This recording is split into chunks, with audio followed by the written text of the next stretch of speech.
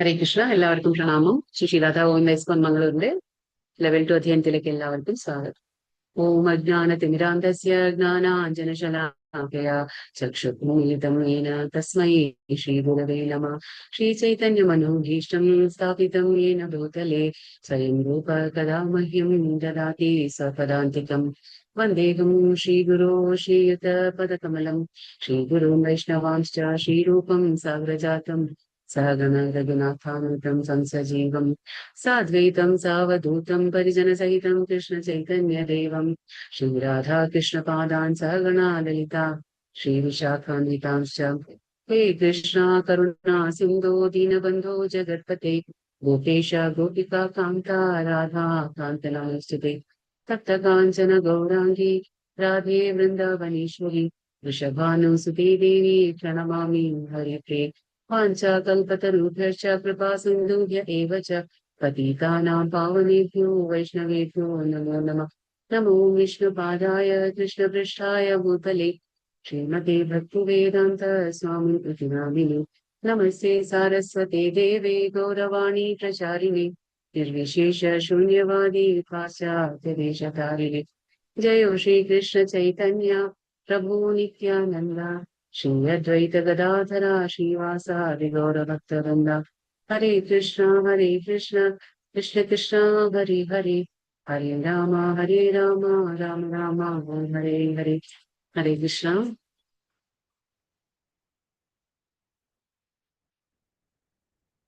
हरे कृष्ण माताजी। हरे कृष्ण। हरे कृष्ण माताजी। हरे कृष्ण। हरे कृष्ण। हरे कृष्ण। हरे कृष्ण। हरे कृष्ण।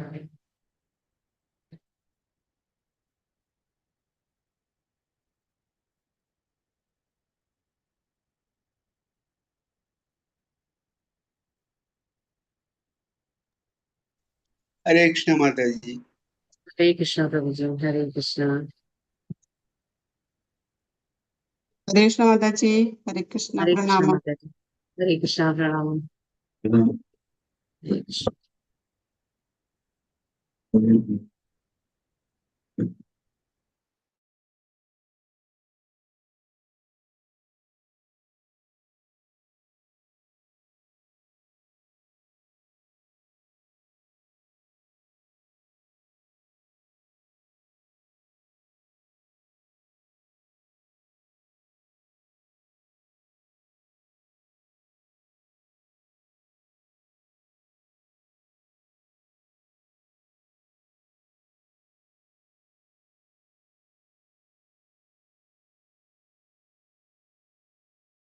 हरे कृष्ण माताजी। हरे कृष्ण। हरे कृष्ण। हरे कृष्ण। हरे कृष्ण. അപ്പൊ ഇന്ന് അധ്യായം 4. അപ്പൊ 3-ാം അധ്യായത്തിൽ നമ്മൾ എന്ത് മനസ്സിലാക്കി? ഭഗവാൻ കർമ്മയോഗം എങ്ങനെ ചെയ്യണമെന്ന് പറഞ്ഞു തന്നു. അതായത് കർമ്മയോഗം, നമ്മൾ കർമ്മയോഗത്തിന്റെ സാരാംശം എന്തായിരുന്നു? ഭഗവാനിൽ എല്ലതും നമ്മൾ എന്ത് കർമ്മം ചെയ്യുമ്പോഴും ഭഗവാനിൽ സമർപ്പിച്ചുകൊണ്ട് പൂർണ്ണ ശ്രദ്ധയോടെ വിശ്വാസത്തോടെ. ആ ശ്രദ്ധ എങ്ങനെയായിരിക്കണം? അതായത് ഞാൻ ശരീരമല്ല, ഭഗവാന്റെ നിത്യദാസനാണെന്നുള്ള ആ ഒരു ആത്മീയ ബോധത്തോടുകൂടി, പിന്നെ ലാഭ ഇച്ഛ കൂടാതെ, നമ്മൾ അങ്ങനെ ലാഭ ഇച്ഛ പ്രതീക്ഷിക്കാതെ, കർമ്മത്തിന്റെ ആ ഉടമസ്ഥാവകാശ ബോധം നമ്മൾ എടുക്കാതെ നമ്മൾ കർമ്മം ചെയ്യണം. എല്ലതും ഭഗവാനിൽ സമർപ്പിച്ച് ആ ഒരു വ്യാകുലതയോ ഭയോ എന്താ പറയാ വിഷാദം ഒന്നും കൂടാതെ എല്ലാം ഭഗവാനിൽ സമർപ്പിക്കണം. അതാണ് ശരിയായ കർമ്മത്തിന്റെ രീതി. അപ്പൊ അതാണ് ഭഗവാൻ ഈ കർമ്മയോഗത്തിൽ മനസ്സിലാക്കി തന്നത്. നമ്മള് മോക്ഷത്തിനുള്ള വഴി അത് തന്നെ. അതായത് നമ്മള് ഭഗവാന്റെ ഉപദേശങ്ങൾ സ്വീകരിക്കുക, പിന്നെ അത് ശ്രദ്ധയോടെ അനുഷ്ഠിക്കണം. പിന്നെ അസൂയ കൂടാതെ നമ്മൾ ഇതൊക്കെ ചെയ്യുമ്പോൾ, കർമ്മം ചെയ്യുമ്പോൾ എന്താണ്, നമുക്ക് സ്വാഭാവികമായിട്ടും മോക്ഷത്തിന് അത് വഴിയൊരുക്കാണ് ചെയ്യുന്നത്. ഇപ്പൊ ഇന്ന് നമുക്ക് അധ്യായം 4 അതീന്ദ്രിയ ജ്ഞാനം. അതീന്ദ്രിയ ജ്ഞാനം എന്ന് പറഞ്ഞാൽ നമ്മുടെ ഇന്ദ്രിയങ്ങൾക്ക് മനസ്സിലാക്കാൻ പറ്റാത്തതാണ്. അത് സാധാരണ ലൗകികമായിട്ടുള്ള ജ്ഞാനമല്ല. അതായത് 3 ഗുണങ്ങളാൽ കലുഷിതമാവാത്ത ജ്ഞാനമാണ് അതീന്ദ്രിയ ജ്ഞാനം. അത് ഭഗവാന്റെ ജ്ഞാനമാണ്. അത് സാധാരണയായിട്ട് നമുക്ക് നമ്മുടെ ഈ ഇന്ദ്രിയങ്ങൾ കൊണ്ട് മനസ്സിലാക്കാൻ കഴിയില്ല. പക്ഷെ അത് നമുക്ക് ഭഗവാന്റെ ആ ഒരു കാരുണ്യം മൂലം, അല്ലെങ്കിൽ ഗുരുക്കന്മാരുടെ ഒരു അനുഗ്രഹം മൂലം മാത്രം നമുക്കിത് മനസ്സിലാക്കാൻ പറ്റും. അപ്പൊ ഇന്നെന്താ ഭഗവാൻ പറഞ്ഞു നമുക്ക് നോക്കാം. ശ്രീ ഭഗവാനുവാച ഇമം വിവസ്വതേ യോഗം പ്രോക്തവാനഹമവ്യയം വിവാസ്വാൻ മനവേ പ്രാഹുർ മനു ഇക്ഷ്വാകവേ അബ്രവീത്. ഭഗവാൻ ശ്രീകൃഷ്ണൻ പറഞ്ഞു, സനാതനമായ ഈ യോഗത്തെ പണ്ട് ഞാൻ സൂര്യദേവനായ വിവസ്വന് ഉപദേശിച്ചു.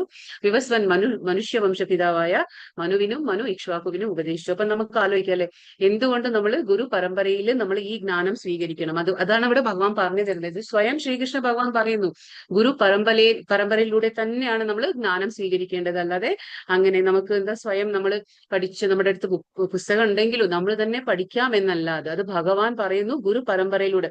ഭഗവാൻ സനാതനമായ, അതായത് ഇത് 5000 വർഷങ്ങൾക്ക് മുമ്പാണ് അർജുനന് ഭഗവാൻ ഉപദേശിച്ചു കൊടുത്തത്. പക്ഷെ അതിനു മുമ്പ് ഇതുണ്ട്, സനാതന അതിപുരാതനമായിട്ടുള്ള ജ്ഞാനമാണ് ഏത്? ഭഗവത്ഗീതയുടെ ജ്ഞാനം. സ്വയം കൃഷ്ണൻ സനാതനമായ ഈ ജ്ഞാനത്തെ ആർക്ക് ആദ്യം പറഞ്ഞു കൊടുത്തു? സൂര്യദേവനായ വിവസ്വൻ. വിവസ്വന്റെ ഒരു പേരുണ്ട്, അതായത് സൂര്യദേവന് ഒരു പേരുണ്ട് വിവസ്വൻ എന്ന്. അപ്പൊ അതാണ്, അപ്പൊ വിവസ്വന് ഉപദേശിച്ചു കൊടുത്തു. വിവസ്വൻ ആർക്ക് ഉപദേശിച്ചു കൊടുത്തു? മനുഷ്യ വംശപിതാവായ മനുവിനെ. അതെന്തുകൊണ്ടാണ് നമ്മളിപ്പോ മനുഷ്യന്മാർ എന്ന് പറയുന്നു? മനുഷ്യരെന്ന് പറയുന്നത് എന്തുകൊണ്ടാണ്?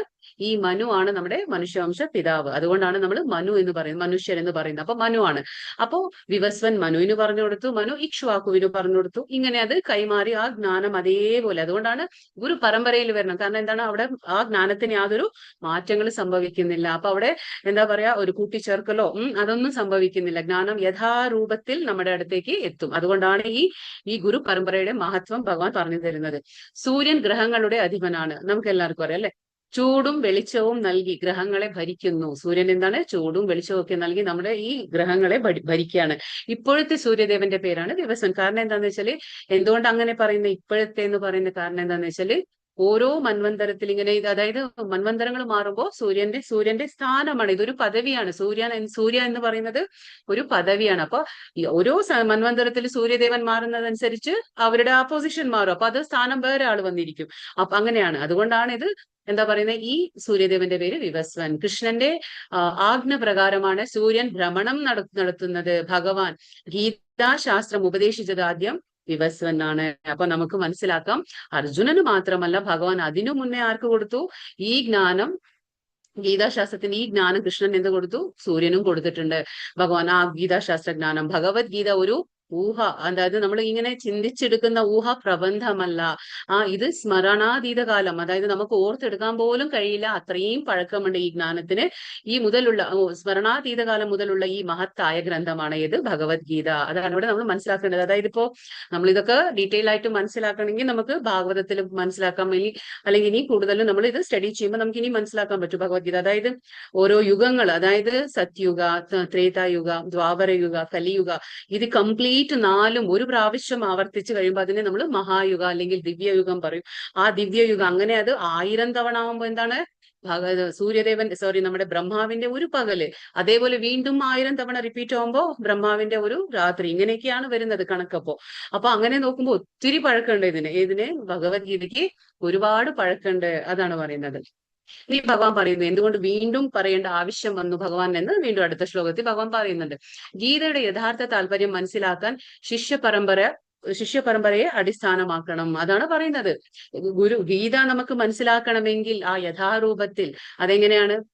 അത് ഗുരു ശിഷ്യ പരമ്പരയിൽ തന്നെ വരണം. എങ്കിലേ നമുക്ക് അജ്ഞാനം യഥാരൂപത്തിൽ നമ്മുടെ കയ്യിലേക്ക് എത്തുള്ളൂ. ഭൗതികവാദികളുടെ വ്യാഖ്യാനങ്ങൾ അതിന്റെ ആഴം ഉല്ലംഘിക്കാറാണ് ചെയ്യുന്നത്. അപ്പൊ ഭൗതികമായിട്ട് ചിന്തിക്കുന്ന ആൾക്കാർ, കാരണം അത് അവർക്ക് എന്താണ്? ഭഗവാനിൽ വിശ്വാസം ഉണ്ടായിരിക്കില്ല. വെറുതെ ഭഗവാന്റെ പ്രൊഫഷണൽ റിസൈറ്റേഴ്സ് എന്ന് പറയും. അതായത് അവരൊരു ജീവിത മാർഗമാക്കി സ്വീകരിക്കും ഇങ്ങനെ. അത് തെറ്റാണ്. അതല്ല പറയുന്നത്. അപ്പൊ ഭൗതികമായിട്ടുള്ള ആ ആൾക്കാരെന്താ ചെയ്യുന്നത്? ഭൗതികമായിട്ടുള്ള ആൾക്കാരെന്ത് ഈ വ്യാഖ്യാനങ്ങൾ പലതും എഴുതി ഇതിനെ ആഴത്തിൽ അവർക്ക് മനസ്സിലാക്കാൻ കഴിയില്ല. കാരണം നമുക്ക് ഭൗതികമായിട്ടുള്ള വിദ്യാഭ്യാസം കൊണ്ടൊന്നും ഭഗവാന്റെ കാര്യങ്ങൾ മനസ്സിലാക്കാൻ പറ്റില്ല. ഭഗവാന്റെ അതിൽ കരുണ ഉണ്ടായിരിക്കണം. ഭഗവാന്റെ കാരുണ്യം മൂലം മാത്രമേ ഭഗവാനെ മനസ്സിലാക്കാൻ പറ്റുള്ളൂ. അത് നമുക്ക് ഈ ശ്ലോകത്തിൽ ഈ അധ്യായത്തിൽ മനസ്സിലാക്കത്തില്ല, ഭഗവാൻ മനസ്സിലാക്കി തരും. ഏവം, ഇതാണ് ഇമ്പോർട്ടന്റ് ശ്ലോകം. ഇതിൽ ഭഗവാൻ പറയുന്നു എന്തുകൊണ്ട് ഗുരു പരമ്പര നമുക്ക് ആവശ്യമാണ്. ഏവം പരമ്പരാ പ്രാപ്തം ഇമം രാജർഷയോ വിദുഹു സകാലേനേഹ മഹതാ യോഗോ നഷ്ട പരന്തപ. അങ്ങനെ ശിഷ്യ പരമ്പരയിലൂടെ പകർന്നു കിട്ടിയ ഈ സർവോത്കൃഷ്ടമായ ശാസ്ത്രം രാജർഷികൾ ശരിയായി മനസ്സിലാക്കിയിരുന്നു. ഞാൻ പറഞ്ഞു രാജർഷിക്കുള്ള ഒരു ഉദാഹരണം ആരായിരുന്നു? നമ്മുടെ അംബരീഷ് മഹാരാജാവ്. അംബരീഷ് മഹാരാജാവ് ആരായിരുന്നു?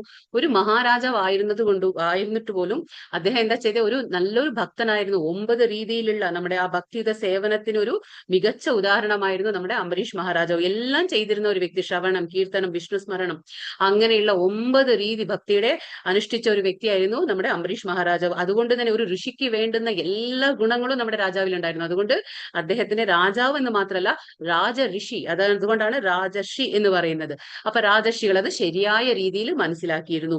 കാലക്രമേണ എന്ത് സംഭവിച്ചു? ആ പാരമ്പര്യ ശൃംഖല മുറിഞ്ഞു പോവുകയും ചെയ്തു. ഇത് നഷ്ടപ്രായമാവുകയും ചെയ്തു. അതുകൊണ്ടാണ്. അപ്പൊ ഇത് നഷ്ടപ്പെട്ടത് കൊണ്ട് എന്താ സംഭവിച്ചത്? പിന്നെ എന്താണ് സംഭവിച്ചത്? അപ്പോഴാണ് ഇത് വീണ്ടും ഭഗവാന് ആവശ്യം വന്നത്. വീണ്ടും 5000 വർഷങ്ങൾക്ക് മുമ്പ് അർജുനന് വേണ്ടി ഉപദേശിക്കേണ്ടി വന്നു. അപ്പൊ നമ്മൾ പറയില്ല, ഗുരു പരമ്പര, ആ ചെയിൻ ഓഫ് ഡിസിപ്ലിക് സക്സഷൻ എന്ന് പറയും നമ്മൾ. അത് മുറിഞ്ഞു പോയാൽ എന്താ പ്രശ്നം? അപ്പൊ അത് മുറിഞ്ഞു കഴിഞ്ഞാൽ എന്താണ്? നമുക്ക് വീണ്ടും ആ ജ്ഞാനം യഥാരീതിയിൽ കിട്ടില്ല. അതുകൊണ്ടാണ് ഭഗവാൻ വീണ്ടും അർജുനനോട് ഉപദേശിക്കുകയാണ് ചെയ്തത്. അതാണ് നമുക്ക് മനസ്സിലാക്കേണ്ടത്. ഭഗവത്ഗീത പ്രജാഭരണത്തിനായി ഋഷി തുല്യരായ ആ രാജാക്കന്മാർക്കായി ഉപദേശിക്കപ്പെട്ടതാണ്. അപ്പൊ ഇത് കാരണം അതുകൊണ്ടാണ് രാജർഷി എന്ന് പറയുന്നത്. ഋഷികൾക്ക് തുല്യരായിട്ടുള്ള ഒരു ഗുണങ്ങൾ അവർക്ക് ഉണ്ടായിരുന്നു. ആർക്ക്? രാജാക്കന്മാർക്ക്. അപ്പൊ ഇത് കാരണം എന്താണ്? അതിനെ എന്താ പറയാ, ആസുര സ്വഭാവമുള്ളവർ തെറ്റായി വ്യാഖ്യാനിച്ചതിനാൽ ഗീതയുടെ യഥാർത്ഥ ഉദ്ദേശം നഷ്ടപ്പെട്ടു. അപ്പൊ അതാ പറയുന്നത്, ആസുര സ്വഭാവമുള്ളവർക്ക് ഭഗവാന്റെ ജ്ഞാനം യഥാരീതിയിൽ മനസ്സിലാക്കാൻ കഴിയില്ല. അവര് പല വ്യാഖ്യാനങ്ങളൊക്കെ എഴുതും. അതെന്താണ്? അപ്പൊ ആ ഉദ്ദേശം തന്നെ മാറിപ്പോകും. അതാണ് പറയുന്നത്. അപ്പൊ അതുകൊണ്ടാണ് ഭഗവാൻ തന്നെ ശിഷ്യ പരമ്പര പുനഃസ്ഥാപിച്ചത്. ഭഗവാൻ എന്തിനാണ്? വീണ്ടും 5000 വർഷങ്ങൾക്ക് മുമ്പ് അർജുനനെ ഒരു നിമിത്തമാക്കിക്കൊണ്ടാണ് ഭഗവാൻ അതിനെ പുനഃസ്ഥാപിച്ചത്. ഇന്ന് അനവധി പകർപ്പുകൾ ഉണ്ടെങ്കിലും, അതാ നമ്മൾ പറയുന്നത്, മാർക്കറ്റിൽ നിന്ന് പല തരത്തിലുള്ള വ്യാഖ്യാനങ്ങൾ എഴുതിയ ഭഗവത്ഗീത നമുക്ക് കിട്ടും.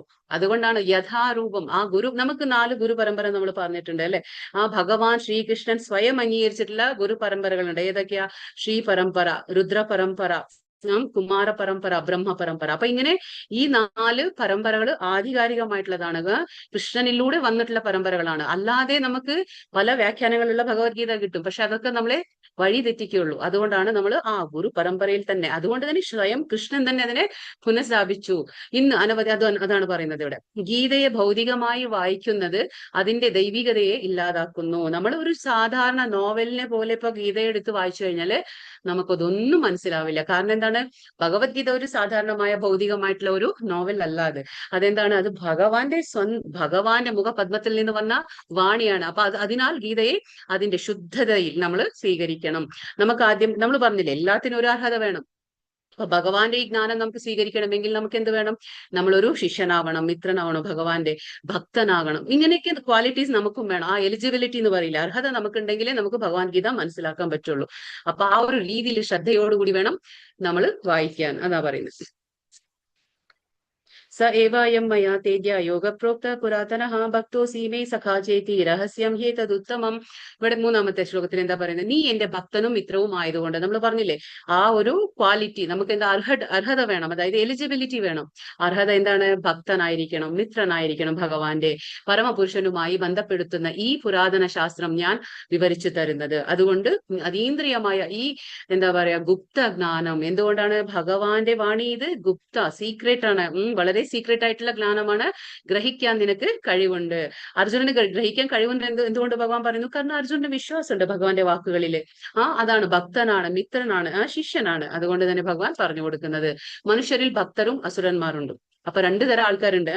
ചിലരെന്താണ്? ഭക്തന്മാരായിരിക്കും. അവർക്ക് ഭഗവാന്റെ വാക്കുകളെ യഥാരൂപം നമുക്ക് വിശ്വസിക്കാൻ കഴിയും. പക്ഷെ അസുരന്മാർക്ക് എന്താണ്? ആ വാക്കുകളെ അവർക്ക് അത്ര പെട്ടെന്ന് ഉൾക്കൊള്ളാനോ വിശ്വസിക്കാനോ കഴിയില്ല.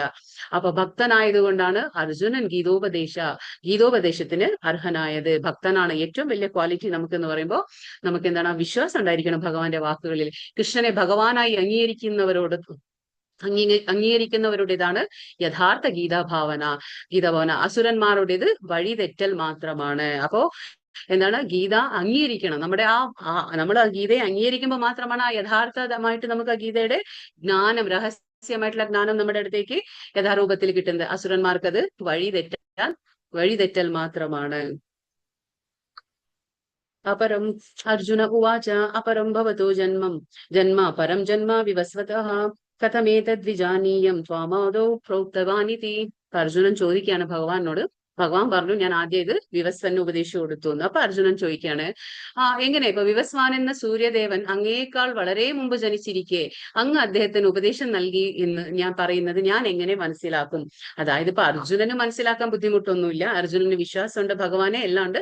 പക്ഷെ അർജുനൻ ഇപ്പൊ നമ്മളെ പ്രതിനിധീകരിക്കുകയാണ്, അവിടെ ആ സ്ഥാനത്ത് നിന്നുകൊണ്ട് നമ്മളെ പ്രതിനിധീകരിക്കുകയാണ്. അപ്പൊ എന്താണ്, നമുക്ക് എല്ലാവർക്കും വേണ്ടിയിട്ടാണ് അർജുനൻ ഈ ചോദ്യം ചോദിക്കുന്നത്. ആരോട്? ഭഗവാനോട് ഈ ചോദ്യം. അതായത് ഭഗവാൻ ഇപ്പൊ എന്റെ മുന്നിൽ നിൽക്കുകയാണ്, പക്ഷെ ഭഗവാൻ പറയുന്നു ഞാൻ വിവസ്വാൻ ഇതൊക്കെ പറഞ്ഞു കൊടുത്തു, കുറെ മുമ്പ് പറഞ്ഞു കൊടുത്തു എന്ന്. പക്ഷെ ഞാൻ അതെങ്ങനെ വിശ്വസിക്കണം? വിവസ്വാൻ നേരത്തെ, അതായത് അങ്ങേക്കാൾ മുമ്പ് ജനിച്ചിരിക്കുക, ഇതെങ്ങനെ ഞാൻ വിശ്വസിക്കും? വിശ്വസിക്കും എന്നല്ല, എങ്ങനെ ഞാൻ മനസ്സിലാക്കും എന്നാണ് ഇവിടെ അർജുനൻ ചോദിക്കുന്നത്. അപ്പൊ അതായത് അർജുനന് ഭഗവാനായ കൃഷ്ണനെ സംബന്ധിച്ച് സംശയത്തോടെ ചോദിച്ചത് സ്വയം അറിയാനായല്ല. അർജുനന് എല്ലാം അറിയാം, പക്ഷെ ഒരു നിമിത്തമായിട്ട് അവിടെ ഭഗവാന്റെ ആ ഒരു നിമിത്തമാണ്, ഭഗവാന്റെ ആസൂത്രണത്തിൽ അർജുനൻ എന്തായിരിക്കുകയാണ്? ഒരു നിമിത്തമായിരിക്കുകയാണ്.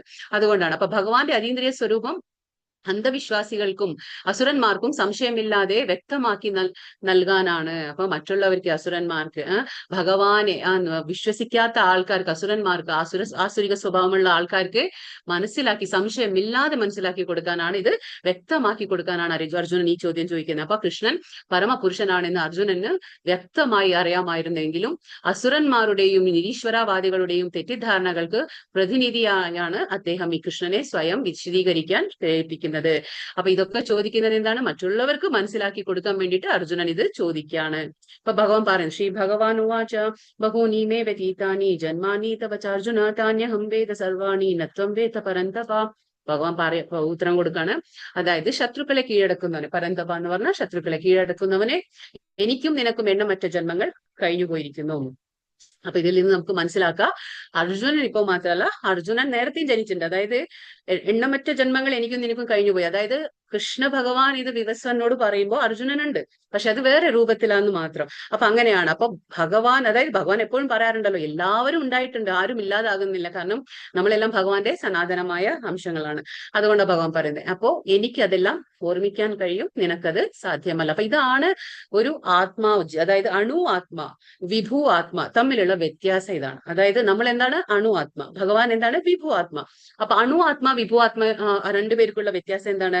നമ്മൾ എന്താണ്? നമുക്കെല്ലാം ഒരു ജന്മം കഴിയുമ്പോൾ അതെല്ലാം മറന്നു, പഴയ ജന്മങ്ങളുടെ കഥ നമ്മൾ മറക്കാണ്, നമുക്കൊന്നും ഓർമ്മയില്ല. പക്ഷെ നമ്മുടെ ജന്മം എങ്ങനെയാണ്? നമ്മുടെ മുൻജന്മത്തിലെ കർമ്മം അനുസരിച്ച് നമുക്ക് ഈ ജന്മം കിട്ടി, പക്ഷെ നമ്മളെല്ലാം മറന്നുപോയി. പക്ഷെ ഭഗവാൻ എന്താണ്? പരമാത്മാവായിട്ടുള്ളത് കൊണ്ട് എല്ലാം ഭഗവാൻ ഓർമ്മയുണ്ട്. അതാ ഭഗവാൻ പറയുന്നത്, ഇതൊക്കെ എനിക്കും നിനക്കും ഒരുപാട് ജന്മങ്ങൾ കഴിഞ്ഞുപോയി, പക്ഷെ നീ എല്ലാം മറന്നു, പക്ഷെ എനിക്കൊന്നും, ഞാനൊന്നും മറന്നിട്ടില്ല, ഭഗവാൻ എല്ലാം ഓർമ്മയുണ്ട്. അതാണ് ഭഗവാൻ. ഭഗവാൻ അനന്ത രൂപങ്ങളിലൂടെ അവതരിക്കുന്ന അച്യുതനും, അച്യുത എന്ന് പറയുമ്പോ വീഴ്ച, ച്യുതി പറ്റാത്തവനാണ്, വീഴ്ച പറ്റാത്തവനാണ് അച്യുത. സച്ചിദാനന്ദ സ്വരൂപനുമാണ്. എന്താണ് സച്ചിദാനന്ദം? നമ്മൾ എപ്പോഴും പറയുന്ന ഒരു വാക്ക് അല്ലെ, സത് ചിത് ആനന്ദ. സത് ചിത് ആനന്ദ വിഗ്രഹം, ഭഗവാനെ സച്ചിദാനന്ദ വിഗ്രഹം എന്ന് പറയും. സത്ത് എന്ന് പറഞ്ഞാൽ എന്താണ്? ശാശ്വതമായത്. ചിത്ത് എന്ന് പറഞ്ഞാൽ ജ്ഞാനം, ആനന്ദ, സത് ചിത് ആനന്ദ, അതായത് ജ്ഞാനത്തിലൂടെ ലഭിക്കുന്ന ശാശ്വതമായ ആനന്ദം. നമുക്കും അങ്ങനെയാണ്. നമുക്ക് എന്താണ് വേണ്ടത്? ജ്ഞാനത്തിലൂടെ നമുക്ക് എന്ത് കിട്ടും? ശാശ്വതമായ ആനന്ദം നമുക്ക് ലഭിക്കും. അപ്പോ ഭഗവാൻ സച്ചിതനാണ്, അച്യുതനാണ്. അപ്പൊ ശുദ്ധ ഭക്തന്മാർക്ക് മാത്രമേ അദ്ദേഹത്തെ യഥാർത്ഥത്തിൽ അറിയാൻ പറ്റുള്ളൂ. അതാണ് നമ്മൾ യോഗ്യത എന്ന് പറഞ്ഞില്ലേ, നമുക്ക് എല്ലാത്തിനും യോഗ്യത വേണം. അപ്പൊ അതേപോലെ ഭഗവാനെ അങ്ങ് നമ്മൾ വിചാരിക്കുമ്പോൾ നമുക്ക് ഭഗവാനെ മനസ്സിലാക്കാൻ പറ്റുമോ? പക്ഷെ അതിനുള്ള ക്വാളിറ്റീസ് നമ്മൾ ആദ്യം നേടിയെടുക്കണം, എങ്കിലേ നമുക്ക് ഭഗവാനെ മനസ്സിലാക്കാൻ പറ്റുള്ളൂ. മുക്തനായ അർജുനനും പോലെയുള്ള ഭക്തന്മാർ ഭഗവാനെ സേവിക്കുമ്പോഴും ഭഗവാന്റെ അച്യുതത്വം മനസ്സിലാക്കും. സർവജ്ഞതയും അവർക്ക് പൂർണ്ണമായി ഗ്രഹിക്കാനാവില്ല. അതായത് ഭക്തന്മാർക്ക് മനസ്സിലാക്കാൻ പറ്റും, അല്ലാത്തവർക്ക് ഇത് ഭഗവാനെ ഗ്രഹിക്കാനോ മനസ്സിലാക്കാനോ പറ്റില്ല. അതാണ് കാരണം അവിടെ ഭഗവാന്റെ കാരുണ്യം കൂടി വേണം. വെറുതെ നമ്മൾ നമ്മുടെ സംശയ ദൃഷ്ടി കൊണ്ട് ഭഗവാനെ ആ രീതിയിൽ നമ്മൾ മനസ്സിലാക്കാൻ പറ്റില്ല. ജീവാത്മാവിന് വിസ്മരണ ഉണ്ടാകുമ്പോഴും, അതായത് വിസ്മരണ നമ്മൾ മറന്നു പോവാണ്. നമ്മൾ ഓരോ ജന്മം എടുക്കുമ്പോൾ എന്താണ്? നമ്മളെല്ലാം മറക്കാണ്. ഭഗവാൻ ഓരോ ജന്മത്തെയും ഓർക്കുന്നു. കാരണം അദ്ദേഹത്തിന്റെ ആത്മാവും ശരീരവും ഒന്നാണ്. നമ്മളെ പോലെയല്ല. നമുക്ക് എന്താണ്? നമുക്ക് ആത്മാവ് വേറെയാണ്, ശരീരം വേറെയാണ്. കാരണം മരിക്കുന്നതോടെ നമ്മുടെ ശരീരം നശിക്കുന്നു, ആത്മാവ് നശിക്കുന്നില്ല. പക്ഷെ ഭഗവാന്റെ ആത്മാവ് വേറെയല്ല, ശരീരം വേറെയല്ല, സച്ചിദാനന്ദ വിഗ്രഹമാണ് ഭഗവാൻ. അപ്പൊ ഭഗവാൻ എപ്പോഴും എന്താണ്? എല്ലാ കാര്യങ്ങളും ഓർമ്മയുണ്ടാവും. അതാണ് ഭഗവാൻ പരമാത്മാ രൂപത്തിൽ എല്ലാവരുടെയും ഹൃദയത്തിൽ വസിക്കുന്നുണ്ട്. അജോപി സൻ അവ്യയാത്മാ ഭൂതാനാം ഈശ്വരോപി സൻ പ്രകൃതിം സ്വാമധിഷ്ഠായ സംഭവാമി ആത്മമായ. ഭഗവാൻ ഇപ്പോ എങ്ങനെ അവതരിക്കും? ഭഗവാൻ ഓരോ പ്രാവശ്യം അവതരിക്കുമ്പോൾ എങ്ങനെയാണ് അവതരിക്കുക? അതായത് ഭഗവാന്റെ പിറവിയില്ല. ഭഗവാൻ എന്താണ്? പിറവിയില്ല. എന്റെ അതീന്ദ്രിയ ശരീരത്തിന് നാശം നേരിടുകയും ഇല്ല. ഭഗവാൻ, നമ്മളൊക്കെ എന്താണ്? നമ്മൾ ജനിക്കുന്നു മരിക്കുന്നു എന്ന് പറയും. പക്ഷെ ഭഗവാൻ എന്താണ്? ആ ആവിർഭാവ തിരോഭാവ, ഭഗവാനെ നമ്മൾ ആവിർഭാവ തിരോഭാവ എന്നാ പറയാം. ഭഗവാൻ അവതരിക്കുകയാണ് ചെയ്യുന്നത്. ഭഗവാൻ അവതരിക്കുകയാണ് ചെയ്യുന്നത്. അപ്പൊ ജീവജാലങ്ങൾക്കെല്ലാം അധിപതിയാണ് ഭഗവാൻ. ജീവജാലങ്ങൾക്കെല്ലാം അധിപതിയാണ് ഭഗവാൻ. എന്നിരിക്കലും യുഗം തോറും എന്റെ ആദിമവും അതീന്ദ്രിയവുമായ രൂപത്തിൽ ഞാൻ അവതരിക്കുന്നു. ഭഗവാൻ എന്താണ്? ആദിമവും അതീന്ദ്രിയമായ രൂപത്തിലാണ് ഭഗവാൻ അവതരിക്കുക. അപ്പൊ ഭഗവാൻ ഭൂമിയിൽ അവതരിക്കുമ്പോഴും ഭഗവാന്റെ ശരീരം നമ്മുടെ ശരീരം പോലെയല്ല, നശിക്കുന്നതല്ല. ഭഗവാന്റെ ശരീരം അതീന്ദ്രിയ ഭാവത്തിൽ തന്നെയാണ്, ആ രൂപത്തിൽ തന്നെയാണ് ഭഗവാൻ ഇവിടെ അവതരിക്കുന്നത്. ഭഗവാന്റെ അന്തരംഗ ശക്തിയിലൂടെയാണ് ഭഗവാൻ ഇവിടെ അവതരിക്കുന്നത് നമ്മൾ മനസ്സിലാക്കണം. ഭഗവാൻ സാധാരണ മനുഷ്യനായി തോന്നുന്നുവെങ്കിലും, ഭഗവാനെ നമുക്ക് കാണുമ്പോൾ സാധാരണ മനുഷ്യനായി നമുക്ക് തോന്നാം, പക്ഷെ അരൂപത്തിൽ പക്ഷെ തോന്നുന്നുവെങ്കിലും അനവധി ജന്മങ്ങളിലെ സംഭവങ്ങൾ ഓർക്കുന്ന അജന്മനും സച്ചിദാനന്ദ സ്വരൂപനുമാണ്. അജന്മൻ, ഭഗവാന് ജന്മമില്ല, സച്ചിദാനന്ദ സ്വരൂപനാണ്. എന്നാൽ മനുഷ്യന് നേരത്തെ സംഭവിച്ച കാര്യങ്ങൾ പോലും ഓർക്കാൻ കഴിയാറില്ല, അല്ലെ? നമുക്കിപ്പോ ഇന്ന് എന്ത് സംഭവിച്ചു, കാലത്ത് ഇന്നലെ എന്ത് സംഭവിച്ചു, ഒരാഴ്ച മുന്നേ എന്താണ്, ഒരു മാസം മുന്നേ എന്താണ്, നമുക്ക് ഇതൊന്നും ഓർക്കാൻ പറ്റില്ല. പക്ഷെ ഭഗവാൻ അങ്ങനെയല്ല.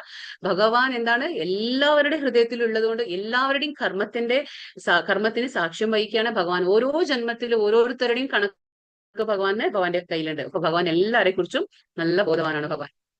അദ്ദേഹം ശാശ്വതമായ തന്റെ ആത്മീയ ശരീരത്തോടെയാണ് അവതരിക്കുന്നത്. അതായത് ഭഗവാൻ എപ്പോ അവതരിക്കുമ്പോഴും ഭഗവാൻ എന്താണ്? ആത്മീയമായ സ്വരൂപത്തിൽ തന്നെയാണ് ഭഗവാൻ അവതരിക്കുന്നത്. ഭഗവാന് വയസ്സാവലാവട്ടെ അല്ലെങ്കിൽ ക്ഷയമോ ഉണ്ടാകുന്നില്ല. ഭഗവാന്റെ നമ്മൾ അറിഞ്ഞിട്ടില്ല. ഭഗവാൻ ശ്രീകൃഷ്ണന്റെ നമ്മൾ വയസ്സായ ഒരു ചിത്രം നമ്മൾ കണ്ടിട്ടേ ഇല്ല. കാരണം ഭഗവാൻ എന്നും നിത്യ യൗവനം. ഭഗവാൻ എന്താണ്? എപ്പോഴും ഈ ചിര യൗവനം എന്ന് പറയുക, നിത്യ യൗവനമാണ് ഭഗവാന്. കൃഷ്ണൻ എന്നും യുവാവായി തന്നെ പ്രത്യക്ഷപ്പെടുന്നു. ഭഗവാൻ എപ്പോഴും യുവാവസ്ഥയിലാണ് ഇരിക്കുന്നത്. ഇത് നമുക്ക് എല്ലാവർക്കും അറിയാവുന്ന ശ്ലോകമാണ്. യഥാ യഥാ ഹി ധർമ്മസ്യ ഗ്ലാനിർഭവതി ഭാരത. ഭഗവാൻ എപ്പോഴൊക്കെ അവതരിക്കും? ഭഗവാൻ എപ്പോഴൊക്കെ അവതരിക്കും എന്ന് പറയാണ്. യഥാ യഥാ ഹി ധർമ്മസ്യ ഗ്ലാനിർഭവതി ഭാരത അഭ്യുത്ഥാനം അധർമ്മസ്യ തദാത്മാനം സൃജാമ്യഹം. എപ്പോൾ എവിടെ? രണ്ട് കാര്യങ്ങൾ. അതായത് എപ്പോൾ എവിടെ ധർമാചരണത്തിന് ക്ഷയം നേരിടുന്നുവോ, എപ്പോൾ അധർമ്മം തഴച്ചു വളരുന്നുവോ, അപ്പോഴെല്ലാം ഞാൻ അവതരിക്കുന്നു. കൺഫ്യൂഷൻ ആക്കരുത്. അതായത് ഇത് ഭഗവാൻ പറയുന്നു എപ്പോഴവതരിക്കും. ഇനി നെക്സ്റ്റ് വരുന്നത് എന്താണ്? എന്തിനവതരിക്കും. എന്തിനവതരിക്കും എന്ന് പറയുമ്പോൾ 3 കാര്യങ്ങളുണ്ട് ഭഗവാൻ അവതരിക്കുന്നത്. ധർമ്മം തകർന്ന് അധർമ്മം പ്രബലമാകുമ്പോൾ, അതായത് ധർമ്മം തകർന്ന് അധർമ്മം പ്രബലമാകുമ്പോൾ ഭഗവാൻ ഭഗവതാജ്ഞകളെ അനുസരിച്ച് താൻ അല്ലെങ്കിൽ തന്റെ പ്രതിനിധികൾ മുഖേന അവതാരം ചെയ്യുന്നു. ധർമ്മത്തെ പുനഃസ്ഥാപിക്കുന്നു. ഭഗവാൻ എന്ത് ചെയ്യുന്നു? ചിലപ്പോൾ ചില സന്ദർഭങ്ങളിൽ ഭഗവാൻ സ്വയം അവതരിക്കുന്നു. ഇനി ചില സന്ദർഭങ്ങളിൽ ഭഗവാൻ എന്ത് ചെയ്യുന്നു? ഭഗവാന്റെ പ്രതിനിധികളെ അയക്കുന്നു. ഭഗവാൻ പ്രതിനിധികൾ, നമുക്ക് പല അവതാരങ്ങളുണ്ട് ഭഗവാന്റെ. യുഗാവതാര, ശക്തിയാവേശാവതാര, മന്വന്തരാവതാര, ഇങ്ങനെയുള്ള അവതാരങ്ങളുണ്ട് ഭഗവാന്റെ. അപ്പൊ ഭഗവാൻ എന്ത് ചെയ്യുന്നു? ചിലപ്പോ എന്താണ്? ഭഗവാൻ ആ ജീവസത്തകൾക്ക് തന്നെ ഭഗവാന്റെ ഒരു അംശം, അതായത് ശക്തി നൽകും. അപ്പൊ അത് ശക്തി ആവേശാവതാരം. അപ്പൊ ഭഗവാൻ ഇപ്പൊ എന്താ പറഞ്ഞതിൽ ഇതിൽ എന്താ നമ്മൾ മനസ്സിലാക്കേണ്ടത്? അതായാലും ഭഗവാന്റെ പ്രതിനിധികളെ പോലും ഭഗവാൻ എന്താണ്? ഭൂമിയിലേക്ക് അയക്കും. ഇപ്പൊ ബുദ്ധ അവതാരം നമുക്കറിയാം അല്ലെ? ബുദ്ധന്റെ ഒരു അവതാരം, അത് ഭഗവാന്റെ തന്നെ അവതാരമാണ് ബുദ്ധ അവതാരം. അപ്പൊ അതാണ് ധർമ്മത്തെ പുനഃസ്ഥാപിക്കണം. അതാണ് മെയിൻ ഉദ്ദേശം. ഭഗവാന്റെ അവതാരങ്ങൾക്ക് ഉദ്ദേശം എന്താണ്? ധർമ്മത്തെ പുനഃസ്ഥാപിക്കണം. അതുകൊണ്ട് ചില സമയത്ത് ഭഗവാൻ പ്രതിനിധികളെ അയക്കുന്നു. ഭഗവാന്റെ അവതാരങ്ങൾ ഓരോന്നും വ്യക്തമായ ലക്ഷ്യത്തോടെ പ്രത്യേക സാഹചര്യങ്ങളിൽ ജനങ്ങളുടെ മനസ്സിലാകുന്ന വിധത്തിൽ പ്രബോധനം നടത്താനാണ്. ഭഗവാൻ എന്താണ്? ഓരോ ലക്ഷ്യമുണ്ടായിരിക്കും. ഓരോ അവതാരത്തിനും ഓരോ ലക്ഷ്യമുണ്ടായിരിക്കും. ഓരോ വ്യക്തമായ കാര്യങ്ങളുണ്ടായിരിക്കും. സാഹചര്യങ്ങളിലാണ് ഭഗവാൻ അവതരിക്കുന്നത്, അല്ലെങ്കിൽ അവരുടെ പ്രതിനിധിയായിട്ട് അവതരിക്കുന്നത്. അതിനാൽ ബുദ്ധൻ പോലെയുള്ള അവതാരങ്ങൾ പോലും ദൈവിക ഉദ്ദേശത്തിൽ പൂർണ്ണമാണെന്ന് ഭാഗവതം വ്യക്തമാക്കുന്നു. ഇത് ഭാഗവതത്തിലും നമുക്ക് മനസ്സിലാക്കാൻ പറ്റും. അതായത് ഭഗവാൻ ബുദ്ധനായിട്ട് അവതരിച്ചതുപോലെ എന്തിനാണ്? ചില കാര്യങ്ങളും ചില സാഹചര്യത്തിലാണ് അവതരിച്ചത്. അത് ഒരു ലക്ഷ്യമുണ്ടായിരിക്കും. ആ ഒരു അവതാരത്തിന് അവതാര ലക്ഷ്യമുണ്ടായിരിക്കും. അതുകൊണ്ടാണ്. ഇപ്പൊ 8ാമത്തെ ശ്ലോകം, ഇതിലാണ് ഭഗവാൻ പറയുന്നത് എന്തിനാണ് ഞാൻ അവതരിക്കുന്നത്. ഭഗവാൻ 3 കാര്യങ്ങൾ പറയുന്നുണ്ട്. എന്തിനാണ്? ആദ്യത്തെ നമുക്ക് നോക്കാം. പരിത്രാണായ സാധൂനാം വിനാശായ ച ദുഷ്കൃതാം ധർമ്മ സംസ്ഥാപനാർത്ഥായ സംഭവാമി യുഗേ യുഗേ. ഭക്തന്മാരെ രക്ഷിക്കാനും. ആദ്യത്തെ കാര്യം എന്താണ്? ഭക്തന്മാരെ രക്ഷിക്കാൻ. 2ാമത്തെ കാര്യം ദുഷ്കൃതികളെ നിഗ്രഹിക്കാൻ. 3ാമത്തെ എന്താണ്? ധർമ്മത്തെ പുനഃസ്ഥാപിക്കാൻ. ഇത് 3 കാര്യങ്ങളാണ്. ഭഗവാൻ അവതരിക്കുമ്പോൾ ഭക്തന്മാരെ രക്ഷിക്കുക എന്നുള്ളതാണ് മെയിൻ ഇന്റൻഷൻ, ഭഗവാന്റെ ഉദ്ദേശം. ദുഷ്കൃതികളെ നിഗ്രഹിക്കുക എന്നത് 2ാമത്തെ. പുനഃസ്ഥാപിക്കുക എന്താണ്? ധർമ്മത്തെ പുനഃസ്ഥാപിക്കാനാണ് ഭഗവാൻ യുഗം തോറും ഞാൻ അവതരിച്ചുകൊണ്ടേയിരിക്കും എന്ന് ഭഗവാൻ പറയുന്നു. കാരണം ധർമ്മസ്യ പ്രഭുർ അച്യുതഃ. ധർമ്മം ആരാണ്? ധർമ്മം സാക്ഷാത്തു ഭഗവത് പ്രണീതം. അപ്പോ ഈ ധർമാചരണങ്ങൾ നമുക്ക് എന്താണ്? അത് ഭഗവാന്റെ നിർദ്ദേശങ്ങളാണ്. അതൊക്കെയാണ്. അപ്പൊ നമ്മൾ മനസ്സിലാക്കണം. അപ്പൊ എവിടെ ധർമ്മമാണോ അവിടെ ഭഗവാൻ ഉണ്ട്, ശ്രീകൃഷ്ണനുണ്ട്. അപ്പൊ അധർമ്മം താണ്ഡവമാടുമ്പോൾ ഭഗവാൻ യുഗന്തോറും അവതരിക്കും എന്നാണ് ഇവിടെ പറയുന്നത്.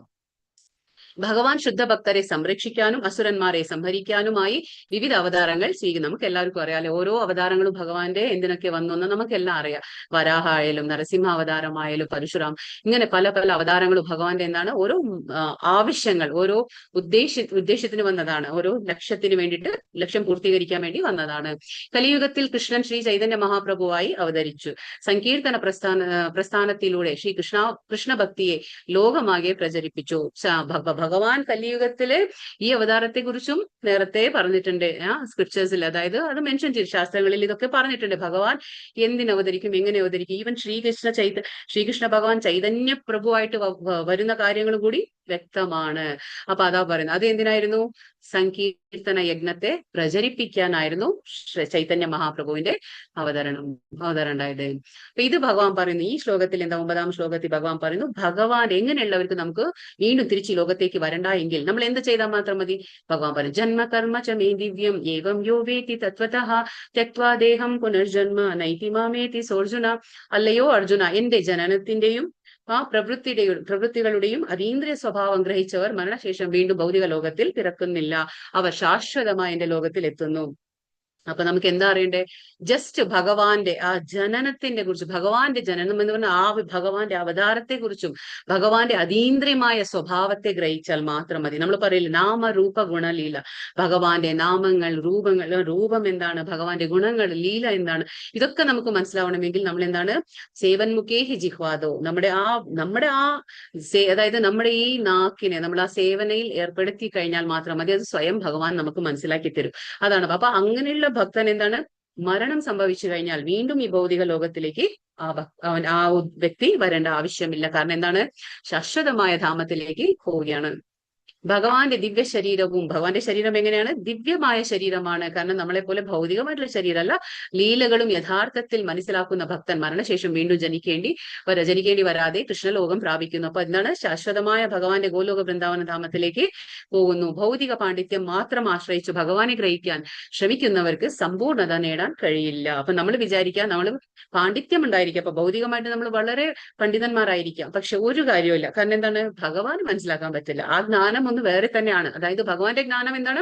അതീന്ദ്രിയമായ ജ്ഞാനമാണ്, രഹസ്യമായ ജ്ഞാനമാണ്. അത് നമുക്ക് അങ്ങനെ പുസ്തകം വായിച്ചുകൊണ്ടൊന്നും നമുക്ക് മനസ്സിലാക്കാൻ പറ്റില്ല. കാരണം ഹിഡൻ, നമ്മൾ പറയില്ല അതിലെല്ലാം സീക്രട്ട് ഒക്കെ ഉള്ളിൽ എന്താ പറയാ ഹിഡൻ ആയിരിക്കും, അത് ഗൗപ്യമായിരിക്കും. പക്ഷെ ഒരു ഗുരുവിന്റെ കരുണയിലൂടെ, ഗുരുവിന്റെ അല്ലെങ്കിൽ കൃഷ്ണന്റെ കരുണയിലൂടെ മാത്രമേ കിട്ടുള്ളൂ, നേരിട്ട് നമുക്കത് ലഭിക്കില്ല. അപ്പൊ അതായത് പറയുന്നത് ഭക്തിയിലൂടെയും എന്തും ഭഗവാൻ പറയുന്നു, ഭക്ത്യാമാം അഭിജാനാതി, എന്നെ ഭക്തി കൊണ്ട് മാത്രമേ മനസ്സിലാക്കാൻ പറ്റുള്ളൂ. ഭക്തിയിലൂടെയും കൃഷ്ണാവബോധത്തിലൂടെയും മാത്രമാണ് നമുക്ക് സമ്പൂർണത നേടുന്നത്. ശ്ലോകം 10 ഇവിടെ എന്താ പറയുന്നത്? വീതരാഗ ഭയ ക്രോധ മന്മയാമാം ഉപാഷിതാഹ ബഹവോ ജ്ഞാന തപസാ പൂത മദ്ഭാവമാഗതാഹ. ഇവിടെ ഭഗവാൻ എന്ത് കാര്യം പറയണേ? അതായത് പറയുന്നുണ്ട്, രാഗം, ഭയം, ക്രോധം എന്നിവയിൽ നിന്ന് മോചിതരായി എന്നിൽ തന്നെ മുഴുകി ശരണം പോകിയ അനേകം പേർ എന്നെ പറ്റിയുള്ള ജ്ഞാനത്താൽ ശുദ്ധീകൃതരായി എന്നിൽ ദിവ്യ പ്രേമബദ്ധരായിട്ടുണ്ട്. ഭഗവാൻ പറയുന്നു എന്താണ്? 3 കാര്യങ്ങൾ പറയുന്നു. രാഗം, ഭയം, ക്രോധം. രാഗം എന്ന് പറഞ്ഞ എന്താണ്? അറ്റാച്ച്മെന്റ്. നമ്മൾ പറയും ഭൗതികമായിട്ടുള്ള ആസക്തി, നമ്മുടെ ഭൗതികമായിട്ടുള്ള ആസക്തി നമ്മൾ രാഗം എന്ന് പറയും. ഭയം എന്ന് പറഞ്ഞാൽ നമുക്ക് ചുറ്റുപാടുള്ള ഭയം, നമുക്ക് എന്താ നമ്മുടെ സുരക്ഷിതത്വത്തെ ചൊല്ലി നമുക്ക് ഭയം ഉണ്ടായിരിക്കും, കള്ളന്മാരെ ചൊല്ലി നമുക്ക് ഭയം ഉണ്ടായിരിക്കും, നമ്മുടെ മരണത്തെ കുറിച്ച് നമുക്ക് ഭയം ഉണ്ടായിരിക്കും, നമുക്ക് വരുന്ന വ്യാധികളെ കുറിച്ച് നമുക്ക് ഭയം ഉണ്ടായിരിക്കും. പല പല കാരണമുണ്ട് നമുക്ക് ഭയപ്പെടാം. അതേപോലെ ക്രോധം എങ്ങനെയാ വരുന്നത്? കാമയേഷ ക്രോധയേഷ രജോ ഗുണ സമുദ്ഭവ, കൃഷ്ണ പറയുന്നുണ്ട്. അപ്പോ ക്രോധം വരണമെങ്കിൽ അത് ഒറ്റടിക്ക് വരുന്നില്ല, ക്രോധം മാത്രമായിട്ട് വരുന്നില്ല, അതിന്റെ മുന്നേ നമുക്ക് കാമം ഉണ്ടായിരിക്കും. അപ്പൊ ഈ കാമത്തിൽ നിന്നാണ് ക്രോധം വരുന്നത്, അത് നമ്മൾ മനസ്സിലാക്കണം. അപ്പോ ക്രോധം, ഈ 3 കാര്യം, രാഗം, ഭയ, ക്രോധം, അതായത് അറ്റാച്ച്മെന്റ്, ആസക്തി, ഭൗതികമായിട്ടുള്ള ആസക്തി, പിന്നെ പേടി, ആ പേടി, പിന്നെ ക്രോധം, ദേഷ്യം, ഈ 3 കാര്യങ്ങളിൽ നിന്ന് നമ്മൾ മോചിതരായി ഭഗവാനിൽ തന്നെ മുഴുകി ശരണം പോവുക. മെയിൻ കാര്യം എന്താണ്? നമ്മളെല്ലാം ചെയ്തിട്ടും ഭഗവാനിൽ ശരണം പ്രാപിക്കുന്നില്ലെങ്കിൽ കാര്യമില്ല. അപ്പൊ ഭഗവാൻ 18-ാം അധ്യായത്തിൽ അതല്ലേ പറയുന്നത്, എല്ലാം മറന്ന് നമ്മൾ എന്താ ചെയ്യേണ്ടത്, ഭഗവാനെ ശരണം പ്രാപിച്ചാൽ മാത്രം മതി. അതാണ്. അപ്പൊ നമുക്ക് പേടിക്കേണ്ട ആവശ്യമില്ല. ഭഗവാൻ പറയുന്നു മാ ശുചഹ, എന്നെ പേടിക്കേണ്ട, അപ്പൊ ഞാനുണ്ട് എന്ന് ഭഗവാൻ പറഞ്ഞിരുന്നു. എന്നെ പറ്റിയുള്ള ജ്ഞാനത്താൽ ശുദ്ധീകൃതരായി എന്നിൽ ദിവ്യ പ്രേമബദ്ധരായിട്ടുണ്ട്. വിശ്വാസ്യനായ ഒരു ആധ്യാത്മിക ഗുരുവിന്റെ കീഴിൽ ഭക്തി സേവനത്തിൽ പ്രവേശിക്കുമ്പോൾ ആത്മാവിന് കൃഷ്ണനോടുള്ള സ്നേഹം ഉണ്ടാകുന്നു. നമ്മൾ പറയുന്നു നമ്മുടെ എന്താ പറയാ അത് നമ്മൾ പറയുന്നത് നമ്മുടെ ഉള്ളിലുള്ള ആ ഒരു ജ്ഞാനം, അതായത് പരിശുദ്ധമായിട്ടുള്ള ആ ഒരു അവബോധത്തെ എന്താണ് ആവരണം ചെയ്യുന്നത്, ആ ആവരണം ചെയ്യാണ് കാമം. നമ്മൾ പറഞ്ഞു കാമം ആവരണം ചെയ്യാണ് അത് ഇഹലോകത്തിലെ ശത്രുവാണ്. അത് മനസ്സ്, ഇന്ദ്രിയങ്ങൾ, ഇങ്ങനെയുള്ള കാര്യങ്ങളിലാണ് അത് ഇരിക്കുന്നത് അല്ലെ. അപ്പൊ ഈ മനസ്സും ഇന്ദ്രിയങ്ങളും ഇതിലൊക്കെ ഇരിക്കുന്ന ആ കാമം എന്താ ചെയ്യുന്നത്, നമ്മുടെ പരിശുദ്ധമായ ആ ഒരു ബോധത്തെ, ആ ഭഗവാനോടുള്ള ആ പ്രേമം, അതിനെ ആവരണം ചെയ്യാണ് ചെയ്യുന്നത്. പക്ഷെ നമ്മൾ എന്താ, മനുഷ്യന്മാർക്ക് വളരെ എളുപ്പമാണ് അല്ലെ, പുക തീയിനെ എന്ന പോലെ നമുക്ക് വെറുതെ ഒന്ന് ആ പുക ഊതി കൊടുത്ത ആ തീ ആളിക്കത്തും. അതുപോലെ അത്രയും എളുപ്പമാണ് ഒരു മനുഷ്യൻ എന്താ കാരണം എന്ന് വെച്ചാല്, നമുക്കൊരു ഭക്തന്റെ സംഘം കിട്ടുമ്പോൾ, അല്ലെങ്കിൽ നമുക്ക് എന്താണ് ഒരു വിശ്വാസനായ ഒരു ഗുരു നമ്മുടെ ജീവിതത്തിലേക്ക് വന്നു കഴിഞ്ഞാൽ എന്താണ്, ആ ഉള്ളില് ഡോർമെന്റ് സ്റ്റേജ് എന്ന് പറയും, അത് ഉള്ളിലിരിക്കുന്ന ആ ഒരു ഭഗവാനോടുള്ള ആ പ്രേമം, ആത്മാവിന് കൃഷ്ണനോട് ഒരു പ്രേമമുണ്ട്, കാരണം ഭഗവാന്റെ അംശമാണ് ഞങ്ങൾ. അതെന്താണ്, വീണ്ടും അത് ഉണർന്നിരിക്കും, അത് ഉണർന്നു വരും. അപ്പൊ ഇങ്ങനെ ശുദ്ധ ഭക്തിയിലൂടെയും ആത്മീയ സാധനയിലൂടെയും ഒരാൾ ഭൗതിക ബന്ധങ്ങളിൽ നിന്നുള്ള ആ മുക്തിയെ നേടി ഭഗവാന്റെ ശാശ്വതധാമത്തിൽ പ്രവേശിക്കാം. നമ്മൾ വീണ്ടും കൂടുതൽ ഭൗതികമായിട്ട് നമ്മൾ കണക്ഷൻ വെച്ചുകൊണ്ടിരുന്നാൽ നമ്മൾ ആ അറ്റാച്ച്മെന്റ്, അതാ ഭഗവാൻ പറയുന്നത് രാഗം, നമ്മൾ ഭൗതികമായിട്ടുള്ള ബന്ധങ്ങളിൽ ആസക്തിയിൽ കൂടി നമ്മൾ വരുമ്പോ എന്താണ്, നമുക്ക് ഭഗവാന്റെ അടുത്തേക്ക് പോകാൻ പറ്റില്ല. അതുകൊണ്ട് ഭഗവാൻ പറയുന്ന വിരക്തി എന്ന ആയുധം കൊണ്ട് 15-ാം അധ്യായത്തിൽ ഭഗവാൻ പറയുന്നു, നമ്മുടെ ഭൗതിക ബന്ധങ്ങൾ എങ്ങനെയാണ്, അറിയാൽ വൃക്ഷത്തിനോടാണ് ഉപമിച്ചിരിക്കുന്നത്. അപ്പൊ അത്രയും ബുദ്ധിമുട്ടാണ്, പ്രബലമാണ് അത് ഭൗതിക ബന്ധങ്ങൾ. പക്ഷെ അതിനെ മുറിക്കണമെങ്കിൽ അത് നമുക്ക് എന്താ പറയാ ഛേദിച്ച് കളയണമെങ്കിൽ എന്ത് വേണം, നമുക്ക് ആ ഒരു വിരക്തി എന്ന ആയുധം വേണം. അത് ഭക്തിയിലൂടെ ലഭിക്കുള്ളൂ. അപ്പൊ ഭക്തി ചെയ്തുകൊണ്ട് നമുക്ക് ഇങ്ങനെയൊക്കെ ചെയ്ത ഒരു ഗുരുവിനെ നമ്മുടെ ജീവിതത്തിൽ സ്വീകരിച്ചു കഴിഞ്ഞാൽ എന്താണ്, നമുക്ക് ഭൗതിക ബന്ധനങ്ങളിൽ നിന്ന് മുക്തി നേടാൻ പറ്റും. ഭഗവാന്റെ ശാശ്വതമായ ധാമത്തിലേക്ക് പ്രവേശനം പോലും നൽകുന്നു. ഇത് ഇമ്പോർട്ടൻറ്റ് ശ്ലോകമാണ്. ഇവിടെ എന്താ ഭഗവാൻ പറയുന്നത്, ആരൊക്കെ ഏതൊക്കെ രീതിയിൽ ഏതൊക്കെ അളവിൽ എന്നെ പ്രാപിക്കോ, ശരണം പ്രാപിക്കോ, അതിനനുസരിച്ച് ഞാൻ അവർക്ക് ആ ഒരു എന്താ പറയാ ഭഗവാൻ കാരുണ്യം നൽകും. അതാണ് നമ്മളിപ്പോ ഭഗവാൻ എന്താണ് പക്ഷപാതം ചെയ്യുന്നില്ല. ഭഗവാൻ ആരൊക്കെ ഏതൊക്കെ രീതിയിലാണ് ഭഗവാനെ പ്രാപിക്കുന്ന ശരണം, അതുപോലെയാണ്. അപ്പൊ യഥാം മാം പ്രപദ്യന്തെ താം സതൈവ ഭജാമ്യഹം മമ വർത്തമാനുവർത്തന്തെ മനുഷ്യാപാർത്ഥ സർവശഃ, എന്നിൽ ശരണം പ്രാപിക്കുന്നതിനനുസരിച്ച് ഏവർക്കും ഞാൻ തക്കതായ പ്രതിഫലം നൽകുന്നു. അല്ലയോ കുന്തിപുത്ര, എല്ലാവരും എല്ലാവിധത്തിലും എന്റെ മാർഗത്തെ പിന്തുടരുന്നു. ഭഗവാൻ പറയുന്നില്ലേ, എന്തുകൊണ്ട് ഭൂമിയിൽ അവതരിക്കുമ്പോ ഭഗവാൻ ഓരോ കർമ്മങ്ങളും ചെയ്യുന്നു. ഭഗവാന് ചെയ്യേണ്ടതായിട്ടുള്ള കർമ്മങ്ങളൊന്നുമില്ല ഭഗവാൻ പറഞ്ഞു 3-ാം അധ്യായത്തില്. പക്ഷെ എന്തുകൊണ്ട് ഭഗവാൻ കർമ്മങ്ങൾ ചെയ്യുന്നു, അതായത് ഭഗവാനെ പിന്തുടരും എല്ലാവരും. ഭഗവാൻ എന്താണോ ചെയ്യുന്നത് അതനുസരിച്ച് മറ്റുള്ളവരും ചെയ്യും. അതുകൊണ്ട് ഭഗവാൻ എന്താണ് ഭൂമിയിൽ വരുമ്പോൾ ഓരോ കർമ്മങ്ങൾ കാണിച്ചു കൊടുക്കുകയാണ്. എങ്ങനെയാണ് നമ്മൾ ഭഗവാൻ കാണിച്ചു കൊടുക്കണം, എങ്ങനെ ഗുരുവിനെ സ്വീകരിക്കണം, എങ്ങനെ നമ്മൾ അച്ഛനമ്മമാരോട് പെരുമാറണം, എങ്ങനെയാണ് ധർമ്മത്തെ പുനഃസ്ഥാപിക്കണമെങ്കിൽ നമുക്ക് ഓരോരുത്തർക്കും ഓരോ ഉത്തരവാദിത്തങ്ങളുണ്ട്. അതൊക്കെ ഭഗവാൻ കാണിച്ചു തരാനാണ് ആ രീതിയിൽ ഭഗവാൻ വരുന്നത്. അപ്പൊ അതാണ് ഭഗവാൻ പറയുന്നത്. അപ്പൊ ആരൊക്കെ ഏതൊക്കെ രീതിയിൽ ഭഗവാന് ശരണം പ്രാപിക്കോ ആ രീതിയിൽ പ്രതിഫലം ഭഗവാൻ എല്ലാവർക്കും നൽകുന്നതാണ്. കൃഷ്ണനോടുള്ള ഭക്തിപൂർണമായ പ്രേമം വിവിധ ബന്ധങ്ങളിലായി പ്രകടമാകും. നമ്മൾ പറഞ്ഞു ഭഗവാനെ പ്രാപിക്കാൻ നമുക്ക് 5 പ്രൈമറി രസ എന്ന് പറയും. അതായത് പ്രാഥമികമായിട്ടുള്ള 5 രസങ്ങളുണ്ട് അല്ലെ ഭഗവാനെ പ്രാപിക്കാൻ. അതാണിത്. അപ്പൊ 5 രസങ്ങളിലൂടെ നമുക്ക് ഭഗവാനെ പ്രാപിക്കാം. എന്താണ് അത് പറയുന്നത്, പ്രേമം വിവിധ ബന്ധങ്ങളിലായി. ഭഗവാനോടുള്ള പ്രേമം എങ്ങനെയാണ്, നമുക്ക് ഓരോ രീതിയിൽ, അതായത് ഭഗവാനെ സ്വാമിയായിട്ട് കണ്ടുകൊണ്ട്, അതായത് പ്രഭുവായിട്ട് കണ്ടുകൊണ്ട് നമ്മൾ ദാസ്യഭാവത്തിൽ, ഹനുമാൻ സ്വാമിയെ ഉദാഹരണം പറയും അല്ലെ, ദാസ്യഭാവത്തിലാണ്, അങ്ങനെയും കാണാം. ഇനി ഭഗവാനെ ഒരു ഫ്രണ്ട് ആയിട്ട് കാണാം, സുഹൃത്തിനെ പോലെ കാണാം നമുക്ക്. പിന്നെന്താണ്, ഭഗവാനെ പുത്രനായിട്ട്, അതാണ് വാത്സല്യഭാവം. യശോദമ്മ കാണിച്ചില്ലേ, അതാണ് വാത്സല്യഭാവത്തിൽ ഭഗവാനെ കാണാം. ഇനിയിപ്പോ അതല്ല, കാമുകനെ പോലെയും ഭഗവാനെ കാണാം. ഗോപികമാരെല്ലാം ചെയ്തില്ലേ, അപ്പൊ കാമുകനെ പോലെ നമുക്ക് ഭഗവാനായിട്ടില്ല. അത് ഓരോ ജീവാത്മാവിന്റെ ബന്ധം അനുസരിച്ചാണ് നമുക്കത് ഭഗവാൻ ഏത് രീതിയിലും പ്രാപിക്കുക. ഇങ്ങനെയാണ്. അപ്പോ ഭഗവാനുമായി ഭക്തന്മാർക്ക് ഭൗതിക ലോകത്തിലും ദിവ്യ ലോകത്തിലും വ്യക്തിപരമായ ബന്ധം പുലർത്താൻ കഴിയും. അത് നമ്മൾ മനസ്സിലാക്കണം. ഈവൻ ഭൗതിക ലോകത്തിലായാൽ പോലും നമ്മൾ സേവനയിൽ ഏർപ്പെടുമ്പോൾ ഭഗവാൻ തന്നെ അത് സ്വയം വ്യക്തമാക്കി തരും നമുക്ക്. നമ്മളോടുള്ള ആ ഭഗവാനോടുള്ള നമുക്ക് ആ ബന്ധം ഏത് രീതിയിലാണെന്ന് ഭഗവാൻ സ്വയം മനസ്സിലാക്കി തരും. അതാണ് പറയുന്നത്. അപ്പോ ഓരോ രീതിയിൽ, അത് ഇപ്പൊ ഭഗവാന്റെ ധാമത്തിൽ നമ്മൾ പറഞ്ഞില്ലേ, ഗോലോക വൃന്ദാവനം ചാർട്ട് കാണിച്ചു. അതിലെന്താ മനസ്സിലാക്കിയ, അത് ഭഗവാന്റെ ധാമത്തില് പ്രൈമറി രസ എന്ന് പറയും. നമ്മൾ ആ മെല്ലോസ് എന്ന് പറയും. അപ്പൊ 5 രീതിയിലും നമ്മൾ ഭഗവാനെ പ്രാപിക്കാൻ പറ്റും. ഇപ്പൊ പറഞ്ഞ പോലെ ആ ശാന്ത, ദാസ്യ, വാത്സല്യ, സഖ്യ, മാധുര്യ, ഇങ്ങനെയുള്ള രസത്തിൽ നമുക്ക് ഭഗവാന്റെ ധാമത്തിലേക്കും എത്താൻ പറ്റും. അവ്യക്തിഗതവാദികൾ തങ്ങളുടെ വ്യക്തിത്വം നശിപ്പിച്ച് കൃഷ്ണനിൽ ലയിക്കുമ്പോഴും ശാശ്വത ആനന്ദം നൽകുന്ന ഭഗവത് സേവനത്തിൽ പങ്കെടുക്കാൻ അവർക്കാവുന്നില്ല. ഇപ്പൊ നമ്മൾ പറഞ്ഞു, ഈ മായാവാദികൾ അല്ലെങ്കിൽ ഈ ഭഗവാന്റെ ശരീരത്തിൽ നിന്ന് വരുന്ന ബ്രഹ്മജ്യോതിയിൽ ലയിക്കാൻ ആഗ്രഹിക്കുന്നവർക്ക് അവർക്ക് എന്താണ് ഭൗതിക പ്രപഞ്ചത്തിൽ നിന്ന് ഭവരോഗത്തിൽ നിന്ന് അവർക്ക് വേണം, അത്രേ ഉള്ളൂ. പക്ഷെ അവര് ചിന്തിക്കുന്നില്ല. അതായത് അതൊരു ബ്രഹ്മാനന്ദം എന്ന് പറയും. അവിടെ സേവാനന്ദം ഇല്ല. എന്താണ് അവിടെ? ബ്രഹ്മ ആനന്ദം. അപ്പൊ അവിടെ ഭഗവാനിൽ നമ്മൾ ആ ലയിച്ചു പോയി എന്നുള്ള ഇത് അവർ വിചാരിക്കും നമ്മുടെ അസ്തിത്വം അതാലെ തീർന്നു എന്ന്. അങ്ങനെയല്ല. നമ്മുടെ ജീവാത്മാവെന്ന അസ്തിത്വം, ആ വ്യക്തിഗതമായിട്ടുള്ള ആ അസ്തിത്വം അത് എന്നേക്കും ഉണ്ടായിരിക്കും. അത് ശാശ്വതമാണ്. അതുകൊണ്ടാണ് ഭക്തന്മാർ എപ്പോഴും ഭഗവാന്റെ മുക്തിക്കല്ല അവർ ആഗ്രഹിക്കുക, അവരെപ്പോഴും ഭക്തിയാണ് ആഗ്രഹിക്കുക, ഭഗവാന്റെ സേവനമാണ് അവർ ആഗ്രഹിക്കുക. അവർ ഗോലോക വൃന്ദാവനത്തിൽ എത്തുമ്പോഴും അവർ ഒരിക്കലും ഭഗവാനിലെ പോയി, നമ്മൾ ആ ശ്ലോകം വായിച്ചു, വിശതേ തദനന്തരം, അവിടെ പോയിട്ട് അവരെന്താണ്, അവർ ഭഗവാനിൽ ലയിക്കുന്നില്ല. അവരവിടെ ഭഗവാന്റെ പാതാരവിന്ദങ്ങളെ ആശ്രയം തേടി അവിടെ വീണ്ടും ഭക്തിയുടെ സേവനത്തിൽ അവർ തുടങ്ങും. പക്ഷെ അത് 5 രീതിയിൽ, ഏത് രീതിയിൽ വേണമെങ്കിലും ആകാം, അതാണ് പറയുന്നത്. പക്ഷെ ഇവിടെ അവ്യക്തഗതവാദികൾ, കാരണം എന്താണ്, അവരുടെ വിചാരം എന്താണ്, ഭഗവാൻ ഒരു രൂപമില്ലെങ്കിൽ എവിടെയാണ് സേവനം ഉണ്ടായിരിക്കുക. അപ്പൊ ഭഗവാന്, പക്ഷെ ഭക്തൻ അങ്ങനെയല്ല. ഭക്തന് ഭഗവാന്റെ രൂപമുണ്ട്. ഭഗവാൻ അതുകൊണ്ടാണ് അർച്ചാ വിഗ്രഹ രൂപത്തിൽ വരുന്നത് നമ്മുടെ അടുത്തേക്ക്. എന്തിനാ? സേവനകൾ സ്വീകരിക്കാൻ. ആ റെസിപ്രൊക്കേഷൻ, ആ വിനിമയമുണ്ട്. ഭഗവാനും ഭക്തനും തമ്മിലുള്ള ആ പരസ്പര ആ ബന്ധമുണ്ട്. ആ ബന്ധമാണ് മെയിൻ. അപ്പൊ അത് നമ്മൾ മനസ്സിലാക്കണം. അപ്പൊ ഇവർക്ക് എന്താണ്, ഇത് ആസ്വദിക്കാൻ കഴിയില്ല. ഇവിടെ ബ്രഹ്മാനന്ദമുണ്ട്, പക്ഷെ ഇവിടെ സേവാനന്ദം ഇല്ല. അതായത് സേവ ചെയ്തുകൊണ്ടുള്ള ആനന്ദം അവർക്ക് കിട്ടില്ല. ഭഗവത് സേവനത്തിൽ പങ്കെടുക്കാൻ അവർക്കാകുന്നില്ല. അതിനാൽ എന്ത് സംഭവിക്കും? അവർ പലപ്പോഴും വീണ്ടും ഭൗതിക ലോകത്തിലേക്ക് തിരിച്ചു വരേണ്ടി വരും. കാരണം എന്താണ്, ഈ ഭൗതിക ലോകമാണ് കർമ്മഭൂമി. അപ്പൊ ഇവിടെ വന്നിട്ടാണ് നമ്മൾ കർമ്മങ്ങൾ ചെയ്തിട്ടേ നമുക്ക് വീണ്ടും ഭഗവത് പ്രാപ്തിക്ക് പറ്റുള്ളൂ. അതപ്പോ നമ്മൾ അവിടെ പോയിരുന്നിട്ട് എന്താണ്, താൽക്കാലികമായിട്ടുള്ള ആ ഒരു ഭൗതിക ബന്ധനത്തിൽ നിന്ന് നമുക്ക് ഒരു ഫ്രീഡം കിട്ടി, മോചിതരായി നമ്മൾ. പക്ഷെ അത് കാര്യമില്ലല്ലോ. ഭഗവാന്റെ ധാമത്തിലേക്ക് എത്തണ്ടേ.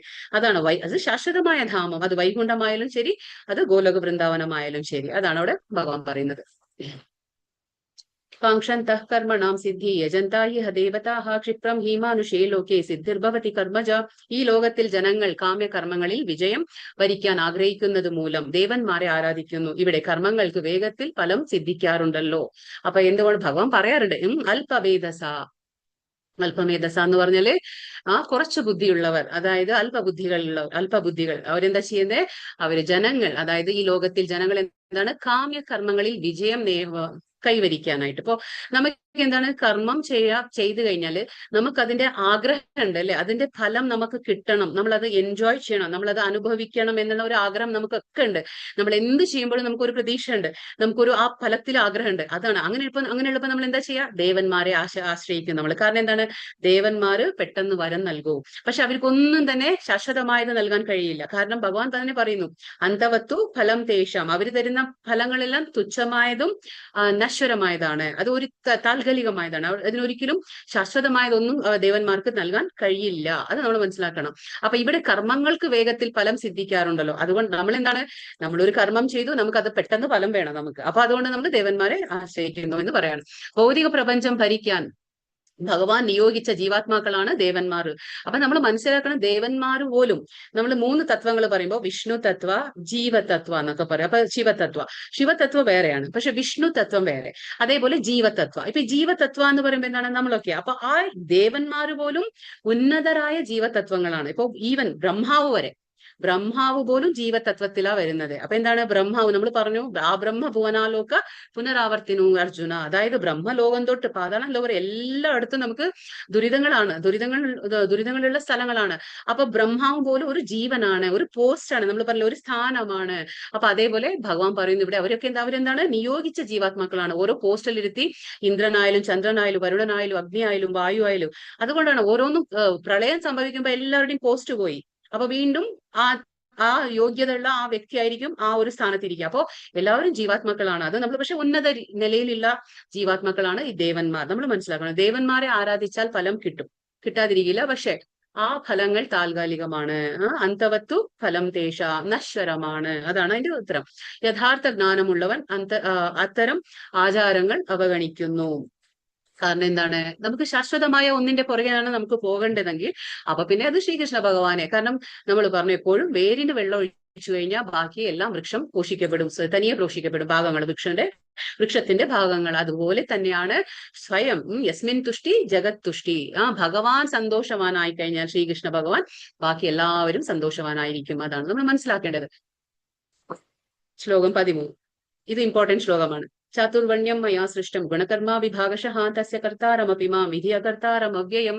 ഇവിടെ എന്താ പറയുന്നത്, ഇത് നമുക്ക് മനസ്സിലാക്കണം. അതായത് ഭഗവാൻ 4 വർണ്ണങ്ങൾ ഉണ്ടാക്കി. എങ്ങനെയാണ് ഉണ്ടാക്കിയത്? അത് ഏതിന്റെ ബേസിലാണ് ഭഗവാൻ വർണ്ണങ്ങൾ ഉണ്ടാക്കിയത്? അതായത് ഗുണകർമ്മ, അത് മറക്കരുത്. എപ്പോഴും ഗുണങ്ങളും കർമ്മത്തിന്റെ അടിസ്ഥാനത്തിലാണ് ഭഗവാൻ 4 വർണ്ണങ്ങൾ ഉണ്ടാക്കിയത്. 4 വർണ്ണങ്ങൾ ഏതൊക്കെയാണ്? ബ്രാഹ്മണ, ക്ഷത്രിയ, വൈശ്യ, ശൂദ്ര. അപ്പൊ എങ്ങനെയാണത്? പ്രകൃതി സഹജങ്ങളായ 3 ഗുണങ്ങളുടെയും പിന്നെ അത് തദനുസൃതങ്ങളായ കർമ്മങ്ങളുടെയും മുൻനിർത്തിക്കൊണ്ടാണ് മനുഷ്യ സമൂഹത്തിന്റെ 4 വർണ്ണങ്ങൾ ഞാൻ സൃഷ്ടിച്ചു. ഇത് ഭഗവാൻ പറയുന്ന കാര്യങ്ങളാണ്. അപ്പൊ നമുക്ക് മനസ്സിലാക്കണത്, ഈ വിഭാഗങ്ങളെ സൃഷ്ടിച്ചു എന്നിരിക്കലും അവ്യയനായ ഞാനല്ല അതിന്റെ കർത്താവ് എന്നറിയുക. അതായത് ഭഗവാൻ എന്താണ്? അകർത്താരം. അതായത് ഭഗവാന് കർമ്മബന്ധനമില്ല. ഭഗവാൻ സൃഷ്ടിച്ചു എന്നും പറഞ്ഞ് ഭഗവാൻ അതിൽ പെടുന്നില്ല. ഇപ്പൊ ഒരു ഭരിക്കുന്ന ഒരു രാജാവിന് നിയമങ്ങൾ ഉണ്ടാക്കാൻ പറ്റും, പക്ഷെ എന്നും പറഞ്ഞ് ആ നിയമങ്ങൾ രാജാവിനെ ബാധിക്കുന്നു. രാജാവ് അത് പ്രജകൾക്ക് വേണ്ടി ഉണ്ടാക്കുന്ന.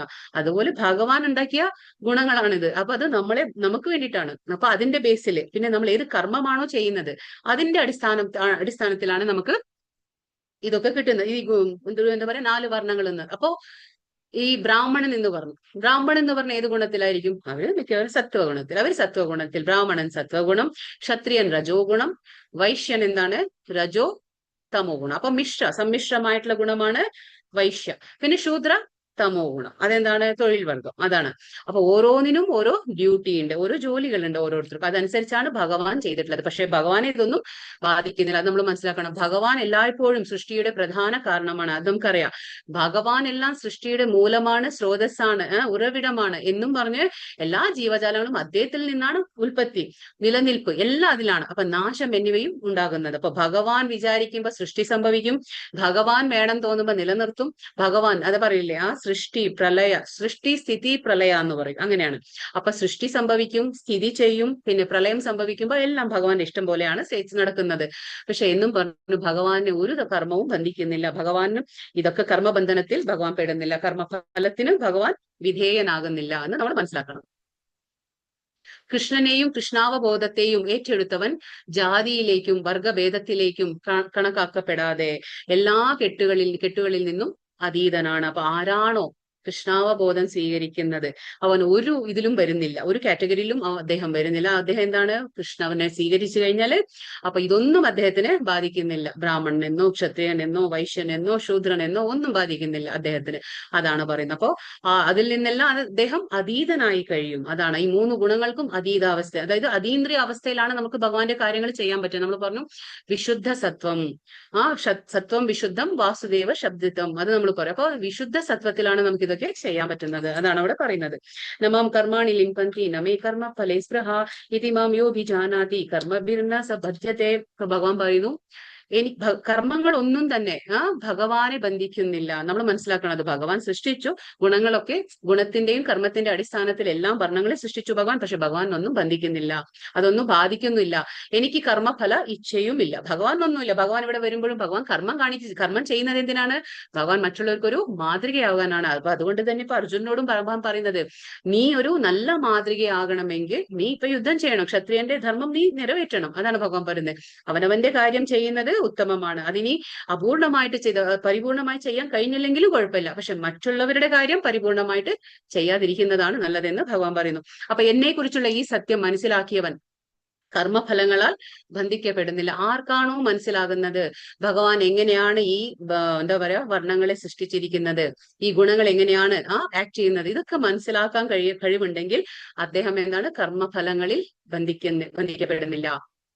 ജീവാത്മാക്കൾ അവരുടെ ഭൗതിക വാസനകളെ ആശ്രയിച്ച് കർമ്മങ്ങൾ ചെയ്യുകയും അതിന്റെ ഫലങ്ങളിൽ ബന്ധിക്കപ്പെടുകയും ചെയ്യുന്നു. അപ്പൊ നമ്മൾ പറഞ്ഞു, കഴിഞ്ഞ അധ്യായത്തിൽ പറഞ്ഞു സ്വഭാവം സംസ്കാരം, അല്ലെ? ഇപ്പൊ സ്വഭാവം എന്താണ്? നമ്മുടെ ഗുണത്തിനനുസരിച്ച് നമ്മുടെ വിശ്വാസം രൂപപ്പെടും, അതിനനുസരിച്ച് നമ്മൾ കർമ്മം ചെയ്യും, അങ്ങനെ നമ്മുടെ സ്വഭാവം രൂപപ്പെടും. പക്ഷേ നമ്മുടെ ഈ സംസ്കാരം എന്ന് പറയുന്നത് എങ്ങനെയാണ്? അത് നമ്മുടെ കഴിഞ്ഞ ജന്മത്തിലൂടെ നമുക്ക് കിട്ടുന്നതാണ്. അത് സംസ്കാരം. ചിലപ്പോൾ നമ്മൾ ഭക്തിയിലേക്ക് വരും, ശ്രദ്ധ ഉണ്ടാവും, എല്ലാം ഉണ്ടാവും. ഭക്തി പക്ഷെ നമുക്കത് സ്ട്രോങ് ആയിട്ട് നിൽക്കില്ല. കാരണം എന്താണ്? അത് നമ്മുടെ പഴയ ജന്മത്തിന്റെ സംസ്കാരം ഉണ്ടായിരിക്കും. അത് നമ്മളെ അനുവദിക്കില്ല. അതാണ് പ്രശ്നം. അപ്പൊ അവിടെ എന്താ വേണ്ടത്? നമുക്ക് എപ്പോഴും ഭക്തജന സംസർഗം ഉണ്ടായിരിക്കണം. എങ്കിലേ നമുക്ക് ആ ഭക്തിയിൽ സ്ഥിരമായി നിൽക്കാൻ പറ്റുള്ളൂ. അല്ലെങ്കിൽ എന്താണ്? നമ്മൾ വീണുപോകും. അപ്പൊ അതാ പറഞ്ഞ സംസ്കാരങ്ങൾ ഉണ്ടായിരിക്കും. അപ്പോ കർമ്മവാസന നമ്മൾ പറഞ്ഞു, പഴയ ജന്മത്തിന്റെ കർമ്മവാസനകൾ ഉണ്ടായിരിക്കും. നമ്മൾ മരിക്കുമ്പോൾ ഏതാണോ നമ്മുടെ ആ ഒരു ചിന്ത ഉണ്ടായിരുന്നത് അതനുസരിച്ച് കർമ്മവാസനകൾ. അപ്പൊ ഭൗതിക വാസന എന്ന് പറയും. ആ ആഗ്രഹങ്ങൾ, വാസന എന്ന് പറഞ്ഞാൽ ആഗ്രഹങ്ങൾ, അത് ആശ്രയിച്ചാണ് നമ്മൾ ഓരോ കർമ്മം ചെയ്യുന്നത്. അപ്പൊ നമ്മൾ അങ്ങനെ 3 ഗുണമുണ്ട്. ഗുണത്തിൽ നമ്മൾ ഇടപെടുന്നു. എന്നിട്ട് എന്താണ്? നമുക്ക് ഓരോ ഇച്ഛകൾ വരുന്നു, ആഗ്രഹം. അതാണ് നമ്മളെ പ്രേരിപ്പിക്കുന്നത് കർമ്മം ചെയ്യാൻ. ആഗ്രഹങ്ങളാണ്. എന്നിട്ട് എന്താണ്? നമ്മൾ അതിൽ കുടുങ്ങി പോവാണ്. ആ ഫലത്തിൽ ആസക്തി ഉണ്ടാകുന്നു. പിന്നെ അത് നമ്മളെ ബന്ധിക്കുന്നു. അത് സത്വഗുണമായാലും നമ്മളെ ബന്ധിക്കുകയാണ് ചെയ്യുന്നത്. പ്രകൃതിയുടെ നിയമങ്ങൾ ഭഗവാന്റെ നേതൃത്വത്തിൽ പ്രവർത്തിക്കുമ്പോഴും ജീവികൾക്ക് ലഭിക്കുന്ന ഫലങ്ങൾ അവരുടെ സ്വന്തം കർമ്മങ്ങൾ അനുസരിച്ചായിരിക്കും. ഇപ്പൊ നമുക്ക് ചിന്തിക്കാം, ഭഗവാൻ പറയുന്നു മയ അധ്യക്ഷേണ പ്രകൃതി സൂയത്തെ സചരാചരഃ. ഭഗവാൻ എന്താ പറഞ്ഞേ? എന്റെ അധീനതയിലാണ് ഭൗതിക പ്രകൃതി. അപ്പൊ ഞാൻ നിർദ്ദേശം നൽകുന്നത് അനുസരിച്ചാണ് ഭൗതിക പ്രകൃതി കാര്യങ്ങൾ നിർവഹിക്കുന്നത്. പക്ഷെ എന്നിരുന്നാലും നമ്മൾ അങ്ങനെ ചിന്തിക്കാൻ പറ്റില്ല. അപ്പൊ അവിടെ എന്താണ്? ജീവികൾക്ക് ലഭിക്കുന്ന ഓരോ കർമ്മഫലങ്ങൾ എങ്ങനെയാണ്? അത് അവരുടെ കർമ്മങ്ങൾ അനുസരിച്ചാണ്. അപ്പൊ നമ്മൾ ഏത് ഗുണത്തിലാണോ നിൽക്കുന്നത് ആ ഗുണത്തിൽ നമ്മൾ കർമ്മം ചെയ്യും. ആ ഗുണത്തിനനുസരിച്ച് കർമ്മങ്ങൾ നമ്മൾ ചെയ്യും. അപ്പൊ അത് ആ കർമ്മഫലങ്ങൾ നമ്മൾ സൃഷ്ടിക്കുന്നതാണ്. അപ്പൊ ഭൗതിക പ്രകൃതി ഭഗവാന്റെ അധീനതയിൽ നിന്നുകൊണ്ട് ഭഗവാൻ എന്താണോ പറയുന്നത് ആ രീതിയിലാണ് ഭൗതിക പ്രകൃതി നമുക്ക് ഫെസിലിറ്റേറ്റ്. നമ്മൾ പറഞ്ഞില്ലേ 3 കാര്യങ്ങൾ. എന്താണ്? സോൾ ഡിസയർ ചെയ്യും, അതായത് ഒരു ആത്മാവ് ആഗ്രഹിക്കുന്നു. രണ്ടാമത്തേത് എന്താണ്? ഭൗതിക പ്രകൃതി ഫെസിലിറ്റേറ്റ്, അതായത് നടത്തി കൊടുക്കണു. പിന്നെ അൾട്ടിമേറ്റ് എന്താണ്? ഭഗവാൻ സാങ്ഷണർ, അത് ഭഗവാൻ എന്താണ്? അനുമതി കൊടുക്കുന്നു. 3 കാര്യങ്ങൾ മനസ്സിലാക്കണം.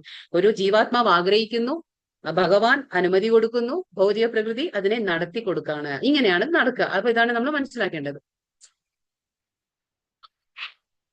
ഏവം ജ്ഞാത്വാ കൃതം കർമ്മ പൂർവൈരപി മുമുക്ഷുഭിഃ കുരു കർമ്മൈവ തസ്മാത് ത്വം പൂർവതരം കൃതം.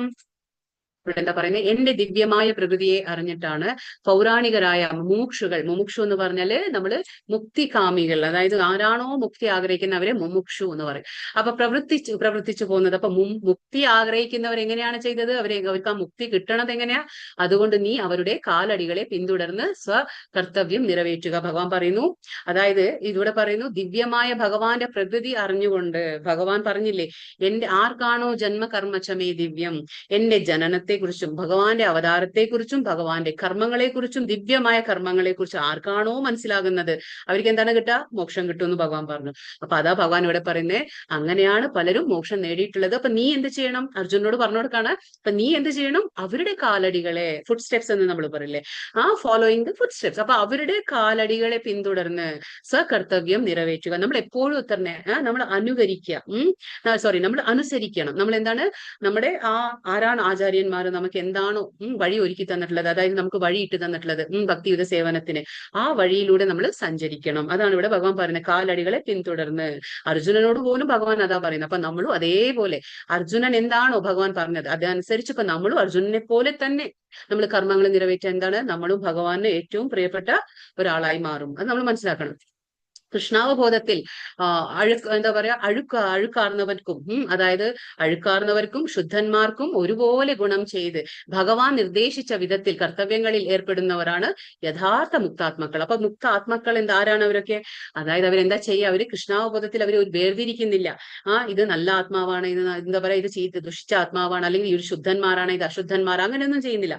കൃഷ്ണാവബോധത്തിൽ എന്താണ്? എല്ലാവരും ഒരുപോലെയാണ്. കാരണം എന്താണ്? നമുക്ക് ഒരു കോമൺ സബ്ജക്റ്റ് ഉള്ളൂ. എന്താണ്? ഭഗവാൻ, ശ്രീകൃഷ്ണ ഭഗവാനെ പ്രീതിപ്പെടുത്തുക, തൃപ്തിപ്പെടുത്തുക എന്നുള്ളത്. അപ്പൊ അതിലെ ശുദ്ധാശുദ്ധത്തിന്റെ കാര്യങ്ങളൊന്നുമില്ല. ഒരുപോലെ ഗുണം ചെയ്ത് ശുദ്ധന്മാരാകട്ടെ അശുദ്ധന്മാരാകട്ടെ. ഭഗവാൻ പറയുന്നുണ്ടല്ലോ, ക്ഷിപ്രം ഭവതി ധർമാത്മാ ശശ്വച്ഛാന്തിർ നിഗച്ഛതി. ഭഗവാൻ പറയുന്നുണ്ട് 9-ാം അധ്യായത്തിൽ. അതെന്താ പറഞ്ഞ ഭഗവാൻ? അവൻ എത്ര ചീത്ത കർമ്മങ്ങൾ ചെയ്തോട്ടെ, നോ പ്രോബ്ലം. എന്താണ് കാര്യം? അവൻ ഉടനെ തന്നെ ക്ഷിപ്രം ഭവതി ധർമാത്മാ, ഉടനെ ധർമാത്മാവാകും. എന്തുകൊണ്ട്? ഭഗവാന്റെ കാര്യങ്ങൾ ഗുരുവിൽ നിന്ന് സ്വീകരിച്ച് അതേപടി നടക്കുമ്പോൾ എന്താണ്? വേഗം ധർമാത്മാവാകും. അതുകൊണ്ടാണ് പറയുന്നത്. അങ്ങനെ അപ്പൊ അവർക്ക് അങ്ങനെ വേർതിരിക്കില്ല. ആര്? മുക്താത്മാക്കൾ വേർതിരിക്കില്ല. ഭഗവാന്റെ നിർദ്ദേശിച്ച് വിധത്തിൽ തന്നെ അവർ കർത്തവ്യങ്ങളിൽ ഏർപ്പെടുകയും ചെയ്യും. മറ്റുള്ളവർക്ക് അത് ഉപദേശിച്ചു കൊടുക്കുകയും ചെയ്യും. ആര്? ഈ മുക്താത്മാക്കൾ. എന്താണ്? അവർക്ക് കിട്ടിയ ജ്ഞാനം മറ്റുള്ളവർക്കും പകർന്നു കൊടുക്കും. കിം കർമ്മ കിമ കർമ്മേതി കവയോപ്യത്ര മോഹിതാഹ തത്തേ കർമ്മ പ്രവക്ഷ്യാമി യജ്ഞാത്വാ മോക്ഷസേഷുഭാത്. എന്താണ് കർമ്മം? ഇത് നമ്മൾ അറിഞ്ഞിരിക്കണം. കർമ്മം എന്താണ്, അകർമ്മം എന്ന് പറഞ്ഞാൽ എന്താണ്, ബുദ്ധിമാന്മാർ പോലും എന്താ പറയാ ബുദ്ധിമാന്മാരെ പോലും വിഭ്രമിപ്പിക്കുന്നതാണ്. അപ്പൊ നമ്മൾ മനസ്സിലാക്കണം. ചില സമയത്ത് എത്ര നമുക്ക് ഭൗതികമായിട്ടുള്ള ബുദ്ധി ഉണ്ടെങ്കിലും നമുക്ക് ചിലപ്പോൾ മനസ്സിലാകില്ല ഇത് കർമ്മമാണോ ഇത് അകർമ്മമാണോ, നമുക്ക് മനസ്സിലാകില്ല, തിരിച്ചറിവുണ്ടായിരിക്കില്ല. അതാ ഭഗവാൻ പറയുന്നത്, കർമ്മത്തെ പറ്റി ഇനി ഞാൻ നിനക്ക് വിവരിച്ചു തരാം. അത് അറിഞ്ഞു കഴിഞ്ഞാൽ എന്താണ്, നീ അശുഭങ്ങളിൽ നിന്ന് മുക്തനാകും. അപ്പൊ കർമ്മങ്ങൾ ശരിക്കും നമ്മൾ മനസ്സിലാക്കണം. ഏതാണ് കർമ്മം, ഏതാണ് അകർമ്മ, ഏതാണ് വികർമ്മ, ഇതറിഞ്ഞില്ലെങ്കിൽ നമുക്ക് ഈ വേർതിരിക്കാൻ നമുക്ക് അറിഞ്ഞില്ലെങ്കിൽ നമ്മൾ എന്താണ് വീണ്ടും കുടുങ്ങി പോവാണ്. അപ്പൊ അതാ ഭഗവാൻ പറയുന്നത്, ഞാൻ പറഞ്ഞു തരാം, മനസ്സിലാക്കണം എന്ന്. കൃഷ്ണാവബോധത്തിൽ കർമ്മം ചെയ്യുമ്പോൾ അതായത് കാര്യങ്ങൾ സ്വന്തം ഇച്ഛയ്ക്കല്ലാതെ ഗുരു പരമ്പരയിൽപ്പെട്ട് പ്രാമാണികരായ ഭക്തന്മാരുടെ മാതൃക പിന്തുടർന്നത് മൂലം മാത്രമാണ് നമ്മൾ അത് ശുദ്ധവും മോക്ഷസാധ്യവുമാകുന്നത്. അപ്പോ നമ്മൾ എന്താ ചെയ്യുന്നത്, കൃഷ്ണാവബോധത്തിൽ തന്നിഷ്ടം പോലെയല്ല നമ്മളിവിടെ പ്രവർത്തിക്കുന്നത്. കൃഷ്ണാവബോധത്തിൽ എന്താ നമ്മൾ ചെയ്യുന്നത്, നമുക്ക് ഗുരുക്കന്മാരെന്താണോ പറഞ്ഞിട്ടുള്ളത്, നമ്മൾ പറയും ഗുരു, സാധു, ശാസ്ത്രം, ഈ മൂന്നാണ് പ്രമാണങ്ങൾ. അതായത് ഗുരു എന്ത് പറയുന്നു, സാധുക്കൾ എന്ത് പറയുന്നു, ശാസ്ത്രം എന്ത് പറയുന്നു, ഈ മൂന്ന് അടിസ്ഥാനമാക്കിക്കൊണ്ടാണ് നമ്മൾ അവര് പറഞ്ഞ ആ വഴിയിലാണ് നമ്മൾ സഞ്ചരിക്കുന്നത്. അപ്പൊ അതാ പറയുന്നത്, അങ്ങനെ ചെയ്യുമ്പോൾ നമുക്ക് മനസ്സിലാവും എന്താണ് ചെയ്യേണ്ടത്, എന്ത് ചെയ്യാൻ പാടില്ല. ഇതൊക്കെ വേർതിരിവ് നമുക്ക് വേർതിരിക്കാനുള്ള ഒരു കഴിവ് നമുക്ക് വന്നു കഴിഞ്ഞാൽ എന്താണ്, നമ്മൾ കർമ്മബന്ധനത്തിൽ കുടുങ്ങുന്നില്ല. അപ്പൊ അതിനെന്ത് വേണം, ഗുരു പരമ്പരയിൽ നമ്മൾ നിൽക്കണം, എങ്കിലേ ഇതൊക്കെ ജ്ഞാനം കിട്ടുള്ളൂ. അല്ലെങ്കിൽ ഇത് വേറെ സ്ഥലത്ത് നമുക്ക് കിട്ടില്ല, ഗുരു പരമ്പരയിൽ നിന്നാൽ മാത്രമേ കിട്ടുള്ളൂ. പ്രാമാണികരായ ഭക്തന്മാരുടെ സിൻസിയർ ആയിട്ടുള്ള പ്യോർ ഡിവോട്ടീസ് എന്ന് പറയും, ശുദ്ധ ഭക്തന്മാരുടെ മാതൃക പിന്തുടർന്ന് നമ്മൾ, അതുകൊണ്ടാണ് എപ്പോഴും അവരെ നമ്മൾ റോൾ മോഡലായിട്ട് ആക്കി വെച്ച് നമ്മൾ അവരുടെ വഴിയിൽ സഞ്ചരിക്കണം. നമ്മൾ നേരിട്ട് കൃഷ്ണനെ പ്രാപിക്കാൻ നടക്കില്ല, കാരണം നമുക്കതിനുള്ള യാതൊരു അർഹതയും നമുക്കില്ല. നമ്മൾ നേരിട്ട് കൃഷ്ണനെ പ്രാപിക്കാൻ പറ്റില്ല. അപ്പൊ നമ്മൾ ഗുരുക്കന്മാരെ മാതൃകയാക്കി അവര് സഞ്ചരിച്ച വഴിയിലൂടെ നമ്മളും സഞ്ചരിക്കുമ്പോൾ എന്താണ്, അവര് വഴിയിൽ നമുക്ക് എന്താണ്, ആ ഇരുട്ടായ വഴിയിൽ അവര് നമുക്കൊരു ടോർച്ച് ലൈറ്റ് പിടിക്കുകയാണ്, നമുക്ക് അങ്ങനെ ആ ഒരു വെളിച്ചം നൽകാണ് ജ്ഞാനത്തിന്റെ. അപ്പൊ നമുക്ക് എന്താണ്, സുഖമായി സഞ്ചരിക്കാം ആ വഴിയിൽ, ഒന്നും ചിന്തിക്കാനില്ല. അതാണ്. അപ്പൊ അതാണ് ഒരു മോക്ഷ സാധനമാകുന്നത്. അത് നമ്മൾ മനസ്സിലാക്കണം. കർമ്മണോ ഹ്യപി ബോധവ്യം ച വികർമ്മണഃ അകർമ്മണശ്ച ബോധവ്യം ഗഹനാ കർമ്മണോ ഗതിഃ. കർമ്മത്തിന്റെ സങ്കീർണതകൾ ഗ്രാഹ്യമാണ്. അതായത് കോംപ്ലക്സിറ്റീസ് ഓഫ് കർമ്മ എന്ന് പറയുന്നത് നമുക്കത് മനസ്സിലാക്കാൻ പറ്റില്ല. കർമ്മ ഫിലോസഫി വളരെ കഷ്ടമാണ്, അത് മനസ്സിലാക്കാൻ നമുക്ക് എളുപ്പമല്ല. അതുകൊണ്ട് കർമ്മം എന്താ, വികർമ്മം എന്താ, അതെല്ലാം നമ്മൾ അകർമ്മം എന്താ, അതായത് വികർമ്മ എന്ന് പറഞ്ഞ എന്താണ്, നിഷിദ്ധ കർമ്മം. അകർമ്മം എന്ന് പറഞ്ഞാൽ ശാസ്ത്രങ്ങൾ വിധിച്ചിട്ടുള്ള കർമ്മം. കർമ്മം എന്താണ്, ശാസ്ത്രങ്ങൾ എന്ത് പറയുന്നോ അത് എന്താ ചെയ്യണമെന്ന് പറയുന്നോ അത് കർമ്മം. വികർമ്മം എന്ന് പറഞ്ഞാൽ ശാസ്ത്രങ്ങൾക്ക് അഗേൻസ്റ്റ് ആയിട്ട് പോകും, അതായത് നിഷിദ്ധ കർമ്മങ്ങൾ നമ്മൾ വേണ്ട എന്ന് പറഞ്ഞില്ല. അതായത് ഇപ്പൊ മോഷണമായിരിക്കുക, വ്യഭിചാരമായിരിക്കുക, മദ്യപാനായിരിക്കുക, പിന്നെ കളവ് ചെയ്യുന്ന, ഇങ്ങനെ പലതും ആയിരിക്കാം. അപ്പൊ അത് ഒരുപാടുണ്ട് ശാസ്ത്രങ്ങൾ പാടില്ല എന്ന് പറഞ്ഞിട്ടുള്ളത്. അതൊക്കെ നമ്മൾ ചെയ്യുമ്പോൾ എന്താണ്, വികർമ്മത്തിൽ പെടും. പിന്നെ അകർമ്മം എന്നിവയെ കുറിച്ചല്ല. അകർമ്മം എന്ന് പറഞ്ഞാൽ എന്താണ്, കൃഷ്ണാവബോധത്തിൽ പ്രവർത്തനം, അത് തന്നെ അകർമ്മം. കാരണം അവിടെ കർമ്മം ചെയ്യുന്നുണ്ട്, നമുക്ക് തോന്നും അവരൊന്നും ചെയ്യുന്നില്ല എന്നല്ല, കർമ്മം ചെയ്യുന്നുണ്ട്. പക്ഷെ നമുക്ക് കാണുമ്പോൾ ഭൗതികമായിട്ടുള്ള കർമ്മങ്ങൾ ചെയ്യുന്നതായിട്ടാണ് തോന്നുക, പക്ഷെ അതല്ല. കാരണം എന്താണ്, ഇവിടെ ബന്ധനമല്ല, ഇവിടെ ബന്ധനം ഉണ്ടായിരിക്കില്ല. കാരണം അവര് കൃഷ്ണന് വേണ്ടി, ഞാൻ ചെയ്യുന്ന കർമ്മം എന്റെ ഭഗവാന്റെ തൃപ്തിക്ക് വേണ്ടിയിട്ട്. അപ്പൊ ജോലി ചെയ്യും, അവര് ജോലിക്കും പോകും. എങ്ങനെ പോകും, ആ ജോലിക്ക് പോകുന്നത് പോലും എനിക്ക് ഭഗവാൻ നൽകിയ ഒരു അവസരമാണ്, ഭഗവാന്റെ കാരുണ്യമാണ് ഈ ജോലി എന്ന് ചിന്തിച്ചിട്ട് ആ ജോലി പോലും ഭഗവാന് സമർപ്പിക്കും. ജോലിയിൽ നിന്ന് കിട്ടുന്ന അതെന്തും അതൊന്നും അവർക്കായിട്ട് അവരുടെ കഴിവിനെ ആശ്രയിച്ചായിരിക്കില്ല, അതെല്ലാം ഭഗവാന്റെ കാരുണ്യമായിട്ടാണ് അവർ കരുതുക. സോ അങ്ങനെ ഒരു മെന്റാലിറ്റി, ആ ചിന്താഗതിയിൽ വേണം നമ്മൾ കർമ്മം ചെയ്യുമ്പോൾ അത് അകർമ്മമാകും. അപ്പൊ ഒരാള് വ്യക്തമായി മനസ്സിലാക്കിയിരിക്കണം. അപ്പൊ ഇത് മൂന്നും അറിയണം, കർമ്മം, വികർമ്മ, അകർമ്മ. ഭൗതിക ബന്ധങ്ങളിൽ നിന്നുള്ള മുക്തി ആഗ്രഹിക്കുന്നവർ ആർക്കാണോ ഭൗതിക ബന്ധങ്ങളിൽ നിന്ന് മുക്തി വേണമെന്ന് ആഗ്രഹിക്കുന്നത്, അപ്പൊ കർമ്മം എന്താ, വികർമ്മം എന്താ, അകർമ്മം എന്താ എന്നിവയുടെ യഥാർത്ഥ വ്യത്യാസം കൃഷ്ണാവബോധത്തിലൂടെ ഭഗവാനുമായി തന്റെ ബന്ധം ആക്കിക്കൊണ്ടേ അറിയാൻ കഴിയുള്ളൂ. അതായത് നമുക്കല്ലാതെ ഇത് മനസ്സിലാക്കാൻ പറ്റില്ല. നമ്മൾ ഭൗതികമായിട്ട് നിന്നുകൊണ്ട് വരും ചിന്തിച്ച്, നമ്മൾ അങ്ങനെ ചിന്തിച്ചു കഴിഞ്ഞാൽ നമുക്കിത് മനസ്സിലാവില്ല. നമ്മൾ ഭഗവാന്റെ ആ ഭക്തന്മാരുടെ സംഘത്തിൽ ഗുരുക്കന്മാരെ സ്വീകരിച്ചു കഴിഞ്ഞ് അവര് പറഞ്ഞതനുസരിച്ച് നമ്മൾ പ്രവർത്തിക്കുമ്പോൾ അവര് പറഞ്ഞു തരും എന്താണ് കർമ്മ, എന്താണ് വികർമ്മ, എന്താണ് അകർമ്മ. അങ്ങനെ മാത്രം മനസ്സിലാക്കാൻ കഴിയുള്ളൂ എന്ന് പറയാണ് ഭഗവാൻ സ്വയം പറയാണ് ഇതൊക്കെ കാര്യങ്ങൾ. കർമ്മണ്യ കർമ്മയ പശ്യേത് അകർമ്മണീ ച കർമ്മയഃ സ ബുദ്ധിമാൻ മനുഷ്യേഷു സ യുക്ത കൃത്സ്ന കർമ്മകൃത്. കർമ്മത്തിൽ അകർമ്മത്തെയും അകർമ്മത്തിൽ കർമ്മത്തെയും കാണുന്നവൻ അത്രേ മനുഷ്യരിൽ ബുദ്ധിമാൻ. ഇപ്പൊ ഇതിങ്ങനെ മനസ്സിലാക്കുക, അതായത് കർമ്മത്തിൽ അകർമ്മ, അതായത് സാധാരണ ആൾക്കാർ എന്താണ് കർമ്മങ്ങൾ ചെയ്യും. ഇപ്പൊ അതിപ്പോ നമ്മൾ കൃഷ്ണാവബോധത്തിലുള്ളവർ എന്താ ചെയ്യുന്നത്? അവരും കർമ്മങ്ങൾ ചെയ്യുന്നുണ്ട്. അവരെ വെറുതെ ഇരിക്കുന്നില്ല. അത് നിഷ്ക്രിയത്വമല്ലാതെ എന്താണ്, അവർ കർമ്മം ചെയ്യുന്നുണ്ട്. കാലത്ത് തൊട്ട് വൈകിട്ട് വരെ കൃഷ്ണാവബോധം പരിശീലിച്ചെടുക്കുന്ന ഒരു വ്യക്തി എന്താണ് കർമ്മം ചെയ്യുന്നുണ്ട്. അതെന്താണ് അകർമ്മം അവർ ചെയ്യുന്നത്. അപ്പൊ കർമ്മത്തിൽ, അവർ ചെയ്യുന്ന കർമ്മത്തിൽ നമ്മൾ അകർമ്മവും കാണണം. അതേപോലെ മറ്റുള്ളവരെന്താ അകർമ്മത്തിൽ കർമ്മത്തെ, അതായത് ചിലവർ എന്ത് ചിന്തിക്കും, ഞാൻ ഒന്നും ചെയ്യുന്നില്ല, കർമ്മം എന്ന് വെറുതെ ഇരിക്കും അലസമായിട്ട്. ഒന്നും ചെയ്യാതിരിക്കുമ്പോഴും അവിടെ കർമ്മം നടക്കുന്നുണ്ട്. കാരണം നമ്മുടെ ഇന്ദ്രിയങ്ങൾ പ്രവർത്തിച്ചുകൊണ്ടേയിരിക്കും, നമ്മുടെ മനസ്സ് പ്രവർത്തിച്ചുകൊണ്ടേയിരിക്കും. അതാണ് പറയുന്നത്. അപ്പൊ അങ്ങനെ അകർമ്മത്തിലും കർമ്മത്തെയും നമ്മൾ കാണണം. അപ്പൊ അകർമ്മം ചെയ്യുമ്പോഴും അവിടെ കർമ്മം സംഭവിക്കുന്നുണ്ട് എന്നുള്ളത് മനസ്സിലാക്കാൻ ആർക്കാണോ കഴിയുന്നത് അദ്ദേഹമാണ് ബുദ്ധിമാൻ. എല്ലാ തരം കർമ്മങ്ങളിൽ ഏർപ്പെട്ടുകൊണ്ടിരുന്നാലും അതീന്ദ്രിയ അവസ്ഥയിലാണ് അയാൾ. ആര്? ഒരു ബുദ്ധിമാനായിട്ടുള്ള വ്യക്തി എന്താണ്, എപ്പോഴും കർമ്മം ഉണ്ടായിരിക്കും. അദ്ദേഹം കർമ്മം ചെയ്യുന്നുണ്ട്, പക്ഷെ അതെന്താണ് അകർമ്മം. കർമ്മത്തിൽ അകർമ്മമാണ്. കർമ്മം ചെയ്യുമ്പോഴും എല്ലാ അകർമ്മത്തിലാണ് അദ്ദേഹം ചെയ്യുന്നത്. കാരണം അതൊന്നും തന്നെ അവരെ ബന്ധിപ്പിക്കുന്നില്ല. അതാണ് മനസ്സിലാക്കേണ്ടത്. കൃഷ്ണാവബോധത്തോടെ പ്രവർത്തിക്കുന്ന ഭക്തൻ താൻ ശ്രീകൃഷ്ണന്റെ ദാസനാണ്. ഇതാണ് ഏറ്റവും വേണ്ട ഒരു ക്വാളിറ്റി. നമ്മൾ ചെയ്യുമ്പോ ഇത് ഞാനാണ്, എന്റെ കഴിവിലാണ്, ഇപ്പൊ എന്ത് തന്നെ അവർക്ക് കിട്ടുമ്പോഴും അവർ ചിന്തിക്കുക എന്താണ്, ഭഗവത് കരുണയാണ്. ഈ ജോലി പോലും, ഈ ദേഹം പോലും, നമ്മളിപ്പോ ഇന്ന് സംസാരിക്കുന്നുണ്ടെങ്കിൽ, ഇന്ന് ഒരു പ്രവൃത്തി ചെയ്യുന്നുണ്ടെങ്കിൽ, എന്ത് ചെയ്യുന്നുണ്ടെങ്കിൽ അതൊക്കെ എന്താണ്, ഭഗവാന്റെ കരുണ, കാരുണ്യം മാത്രമാണ്. ഞാൻ ഭഗവാന്റെ ദാസനാണ്. ഈ ഒരു ബോധത്തോടെ പ്രവൃത്തികളിൽ ഏർപ്പെടുന്നതിനാൽ അദ്ദേഹം കർമ്മഫലങ്ങളിൽ നിന്ന് സ്വതന്ത്രനാകുന്നു. എന്താണ്, ആ ഫലങ്ങൾ അദ്ദേഹത്തെ ബന്ധിപ്പിക്കുന്നില്ല. എളുപ്പത്തിൽ അവർക്ക് മോക്ഷത്തിന് വഴി ഒരുങ്ങും. അതാണ്. അല്ല എന്നുണ്ടെങ്കിൽ നമ്മളതെ കുടുക്കി വെക്കും ഇവിടെ. യസ്യ സർവേ സമാരംഭ കാമക സങ്കല്പ വർജിതാഃ ജ്ഞാനാഗ്നി ദഗ്ധ കർമാണം തമാഹു പണ്ഡിത ബന്ധഃ. ബുധഹ എന്താ പറയുന്നത് ഇവിടെ, ഇന്ദ്രിയ സുഖങ്ങൾക്ക് വേണ്ടി. ഇപ്പൊ നമ്മളൊക്കെ എങ്ങനെ കർമ്മം ചെയ്യുന്നുണ്ട്? നമ്മുടെ പഞ്ചേന്ദ്രിയങ്ങളുണ്ട്, കർമ്മേന്ദ്രിയങ്ങളുണ്ട്, നമ്മുടെ മനസ്സുണ്ട്. അപ്പൊ നമ്മൾ എങ്ങനെയാ, ഓരോ ഇന്ദ്രിയ വിഷയങ്ങളുണ്ട്. അപ്പൊ നമ്മൾ അതെല്ലാം കാണും, ഗ്രഹിക്കും. എന്നിട്ട് നമുക്ക് എന്ത് തോന്നും? അപ്പൊ ഒരു ആഗ്രഹം നമ്മുടെ ഉള്ളിലുണ്ടാകും. അപ്പൊ ആഗ്രഹം ഉണ്ടാകുമ്പോ എന്താണ് നമ്മൾ ചെയ്യുക? അപ്പൊ നമ്മുടെ പ്രവർത്തനം ഉണ്ടാവും. ആ പ്രവർത്തനം പിന്നെ എന്താണ്, ഫലം ഉണ്ടാക്കുന്നു. പക്ഷെ നമ്മൾ അറിയുന്നില്ല. അതാണ് നമ്മൾ അറിയുന്നില്ല. നമ്മൾ വിചാരിക്കും നല്ല കർമ്മമാണെന്ന്. പക്ഷെ ഇപ്പോ നമുക്ക് നൃഗരാജാവ് പറയാം. നൃഗരാജാവ് എന്ത് ചെയ്തു? നല്ല കർമ്മം തന്നെ ചെയ്തേ, ദാനം ചെയ്തു. പക്ഷെ അത് കുടുങ്ങിപ്പോയി. കാരണം എന്താണ്, അത് ഭഗവാന് വേണ്ടി ചെയ്തില്ല, സ്വന്തം ആഗ്രഹത്തിന് വേണ്ടി ചെയ്തു. അതിലൊരു ചെറിയ ദോഷം വന്നപ്പോ എന്താണ്, അദ്ദേഹം അതില് ശാപഗ്രസ്തനായി. അപ്പൊ ഇങ്ങനെയാണ് പറയുന്നത്. അപ്പൊ ഇന്ദ്രിയ സുഖങ്ങൾക്ക് വേണ്ടി ആഗ്രഹിക്കാതെ പ്രയത്നിക്കുന്ന ഒരാളെ ജ്ഞാനി എന്ന് മനസ്സിലാക്കണം. ആരാണോ കർമ്മം ചെയ്യുമ്പോൾ എന്റെ ഇന്ദ്രിയങ്ങളെ ഞാൻ സുഖിപ്പിക്കണം, എന്റെ ഇന്ദ്രിയങ്ങളെ ഞാൻ സന്തോഷിപ്പിക്കണം എന്ന് ചിന്തിക്കാതെ ആരാണോ കർമ്മം ചെയ്യുന്നത്, ഞാനൊരു ദാസൻ എന്ന്, ഭഗവത് കരുണയാണ് എല്ലാം എന്ന് ചിന്തിച്ച് ഭഗവാന്റെ വേണ്ടി സമർപ്പിച്ച് കാര്യങ്ങൾ ചെയ്യുന്നവൻ എന്താണ്, ജ്ഞാനി എന്ന് മനസ്സിലാക്കണം. ജ്ഞാനാഗ്നിയിൽ അദ്ദേഹം എന്താ ചെയ്യുന്നത്? ജ്ഞാനാഗ്നിയിൽ കർമ്മഫലങ്ങളെല്ലാം ഭസ്മീകരിച്ച് പ്രവർത്തകനാണ്. എന്താണ് ചെയ്യുന്നത്? ആ ജ്ഞാനം നേടാണ്, അല്ലെ? ഭഗവാന്റെ അതീന്ദ്രിയമായ ജ്ഞാനം അദ്ദേഹത്തിന് കിട്ടാണ്. ഭഗവത് ഭക്തന്മാരുടെ ആ ഒരു അനുകമ്പ അല്ലെങ്കിൽ കരുണ മൂലം അവർക്ക് ജ്ഞാനം കിട്ടാണ്. ആ ജ്ഞാനമാകുന്ന അഗ്നിയിൽ എന്താ ചെയ്യുന്നത്? ഇദ്ദേഹം ചെയ്യുന്ന എല്ലാ കർമ്മങ്ങളുടെ ഫലം അത് ഭസ്മീകരിക്കുകയാണ് ചെയ്യുന്നത്. ആ ജ്ഞാനം എന്ന അഗ്നി കർമ്മഫലങ്ങളെ ഭസ്മീകരിക്കുകയാണ് ചെയ്യുന്നത്. അങ്ങനെ അദ്ദേഹം എന്ന് ഋഷീശ്വരന്മാർ പറയുന്നു. അപ്പൊ ഒരു ഋഷീശ്വരന്മാർ പറയുന്നത് എന്താണ്? ഒരു ജ്ഞാനി ആരാകുന്നു? അദ്ദേഹത്തിന് ജ്ഞാനമാകുന്ന അഗ്നിയിൽ ആ ചെയ്യുന്ന കർമ്മങ്ങളെല്ലാം ഭഗവാന് സമർപ്പിച്ചിട്ട് ആ ഫലങ്ങളെല്ലാം ആ ഒരു ജ്ഞാനത്തിന്റെ അഗ്നിയിൽ ഭസ്മീകരിക്കുകയാണ് അദ്ദേഹം ചെയ്യുന്നത്. അതാണ് ഇവിടെ പറയുന്നത്.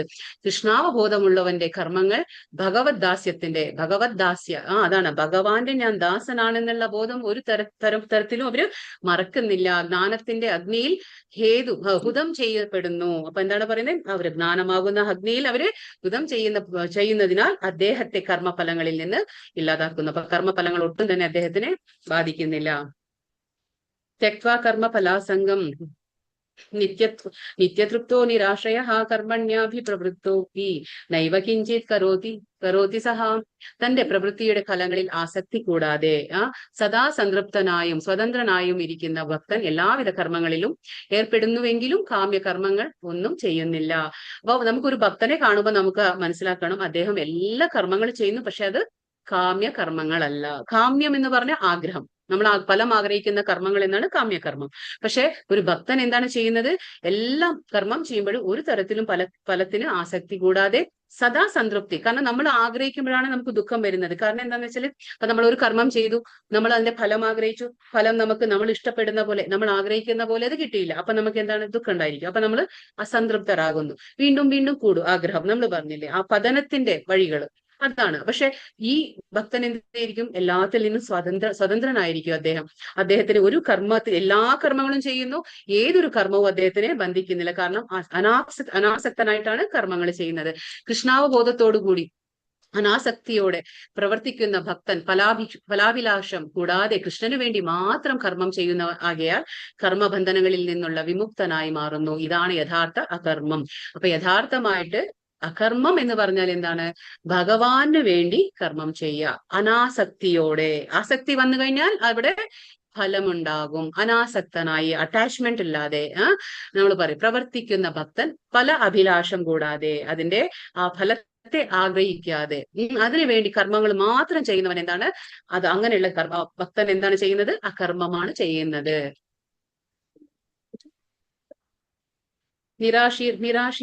നിരാശീര്യത ചിത്താത്മാ ത്യക്താ സർവ പരിഗ്രഹ ശരീരം കേവലം കർമ്മ കുർവന്നവാപ്നോതി കിൽബിഷം. മനസ്സിനെയും ബുദ്ധിയെയും പൂർണ്ണമായും നിയന്ത്രിച്ചും. നമ്മൾ എപ്പോഴും പറയും നമ്മൾ എന്ത് ചെയ്യുമ്പോഴും എന്താണ്? നമ്മൾ ശരീരം കൊണ്ട്, അതായത് നമ്മൾ ബുദ്ധി കൊണ്ടും മനസ്സുകൊണ്ടാണ് നമ്മൾ പ്രവർത്തിക്കുന്നത്. അപ്പൊ നമുക്കത് ഓർമ്മ ഉണ്ടായിരിക്കണം. മനസ്സിനെയും ബുദ്ധിയെയും പൂർണ്ണമായും നിയന്ത്രിച്ച് തന്റെ സമ്പത്തിലും നേട്ടങ്ങളിലും ഉടമസ്ഥാവകാശ ബോധം നമുക്ക് ഉണ്ടാകാൻ പാടില്ല. അത് ഉപേക്ഷിക്കണം. അതാണ് നമ്മൾക്ക് എപ്പോഴും ഉണ്ടായിരിക്കും. നമുക്ക് എന്തെങ്കിലും ഒരു സമ്പത്ത് വന്നു ചേരുമ്പോഴും നമ്മൾ എന്തെങ്കിലുമൊക്കെ ഒരു നേടിയെടുക്കുമ്പോൾ നമുക്ക് എന്താ ആദ്യം തോന്നുക? എന്റെ കഴിവ് കൊണ്ട്.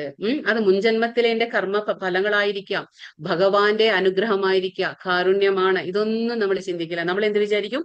എന്റെ കഴിവ് കൊണ്ട് ഇതൊക്കെ എനിക്ക് നേടിയെടുക്കാൻ പറ്റി, ഇതൊക്കെ നേട്ടത്തിന്റെ പിന്നിൽ ആരാണ്? ഞാനാണ് എന്നുള്ള ആ ഉടമസ്ഥ അവകാശം നമുക്ക് ഉണ്ടാകാൻ പാടില്ല. അത് ഉപേക്ഷിച്ച് ജീവിതത്തിന് അത്യാവശ്യമായ കർമ്മങ്ങളിൽ, ഉഗ്രകർമ്മങ്ങളിൽ നമ്മൾ ഏർപ്പെടാൻ പാടില്ല. അതാ പറയുന്നത്. വളരെ എന്താ പറയാ, ഭഗവാൻ പറയില്ലേ, നമ്മൾ കഴിഞ്ഞ അധ്യായങ്ങളിലൊക്കെ നമ്മൾ മനസ്സിലായി, കഴുതകളെ പോലെ എന്ന് പറയില്ലേ, എന്താ പറയാ, നമ്മൾ പ്രഭുപാദ രൂപമ നൽകുന്നത്. അതായത് കാലത്ത് തൊട്ടു രാത്രി വരെ നമ്മൾ ഒരുപാട് അധ്വാനിക്കും. ഒരുപാട് എന്താ അധ്വാനിക്കുന്നേ? കുറേ നമുക്ക് സമ്പാദിച്ചു വെക്കണം, കുറേ നമ്മൾ ഇന്ദ്രിയ സുഖത്തിന് വേണ്ടിയിട്ടാണ്. അത് ഉപേക്ഷിക്കുക. എന്ത് വേണോ, എത്ര വേണോ നമ്മുടെ, അതായത് അത്യാവശ്യമായ കർമ്മങ്ങളിൽ മാത്രം ഏർപ്പെട്ടുകൊണ്ട് ഇരിക്കുന്ന ഒരു ജ്ഞാനിക്ക് കർമ്മത്തിന്റെ ഭാവഫലങ്ങൾ ഏൽക്കേണ്ടി വരുന്നില്ല. അപ്പൊ എങ്ങനെയാണ് നമ്മൾ കർമ്മങ്ങൾ ചെയ്യേണ്ടത്? മനസ്സിനെയും ബുദ്ധിയെയും പൂർണ്ണമായും നിയന്ത്രിച്ചുകൊണ്ട് സമ്പത്തിലായാലും നേട്ടങ്ങളിലായാലും നമ്മൾ ഒന്നും തന്നെ ഉടമസ്ഥാവകാശം കാണിക്കാൻ പാടില്ല, ഉടമസ്ഥാവകാശ ബോധം കാണിക്കാൻ പാടില്ല. ഇതൊക്കെ എനിക്കുണ്ടെങ്കിലും ഭഗവാനാണ് ഓണർ, ഭഗവാന്റെ ആണ് ഇതൊക്കെ. ഇന്നല്ലെങ്കിൽ നാളെ നമ്മളെല്ലാം ത്യജിച്ചു പോകുന്ന ആൾക്കാരാണ്. അപ്പൊ ആ ഒരു രീതിയിൽ അത്യാവശ്യമായ കർമ്മങ്ങളിൽ മാത്രം നമ്മൾ ഏർപ്പെട്ടുകൊണ്ട് അതുപോലെ, അല്ലാതെ നമ്മൾ ജീവിതത്തിന്റെ സമയം വെറുതെ പാഴാക്കി കളയാൻ പാടില്ല. കാരണം ഒരുപാട് ഭക്തിയുടെ സേവനങ്ങൾ അനുഷ്ഠിക്കാനും ആണ് ഭഗവാൻ നമുക്ക് ഈ എന്താ പറയാ ഇത്രയും വിലപ്പെട്ട നമുക്ക് ശരീരം ഭഗവാൻ നൽകിയിട്ടുള്ളത്. അപ്പോ 24 മണിക്കൂർ നമ്മൾ ജോലി ചെയ്യുക കർമ്മങ്ങളിൽ, എന്നിട്ട് അതിന്റെ ഫലം ആഗ്രഹിക്കുക. നമ്മൾ കുറച്ചൊക്കെ ഭഗവാന് വേണ്ടിയും സമയം കണ്ടെത്തണം. അതാണ് അങ്ങനെ ചെയ്യുന്ന ഒരു വ്യക്തി എന്താണ്? ജ്ഞാനിയാണ്. കാരണം അങ്ങനെ ചെയ്യുന്ന വ്യക്തി ആ ഉടമസ്ഥ അവകാശ ബോധം ഇല്ലെങ്കിൽ തന്നെ നമ്മൾ എന്താണ് ചെയ്യുന്നത്? നമ്മൾ അകർമ്മമാണ് ചെയ്യുന്നത്. അപ്പൊ അങ്ങനെയുള്ളവർക്ക് എന്താണ്? ഒരു തരത്തിലും പാപഫലങ്ങൾ കേൾക്കേണ്ടി വരുന്നില്ല. കൃഷ്ണാവബോധമുള്ള ഭക്തൻ തന്റെ ശരീരം പോലും ഭഗവത് സേവനത്തിന് ഉപകരിക്കേണ്ടതന്നെ എന്ന ഭാവത്തോടെ ഇപ്പൊ അദ്ദേഹം ചിന്തിക്കുക. അതായത് ഭഗവത് ഭക്തൻ എന്താ ചിന്തിക്കുക? എന്റെ ഈ ശരീരം കൊണ്ട് പോലും ഞാൻ ഭഗവാനെ സേവിക്കണം. അതാണ് ഇപ്പൊ നമ്മൾ അംബരീഷ് മഹാരാജ് പറഞ്ഞില്ലേ, എല്ലാം ശരീരം കൊണ്ട് എല്ലാ ഇന്ദ്രിയങ്ങളും ഭഗവാന്റെ സേവനത്തിലായിരുന്നു.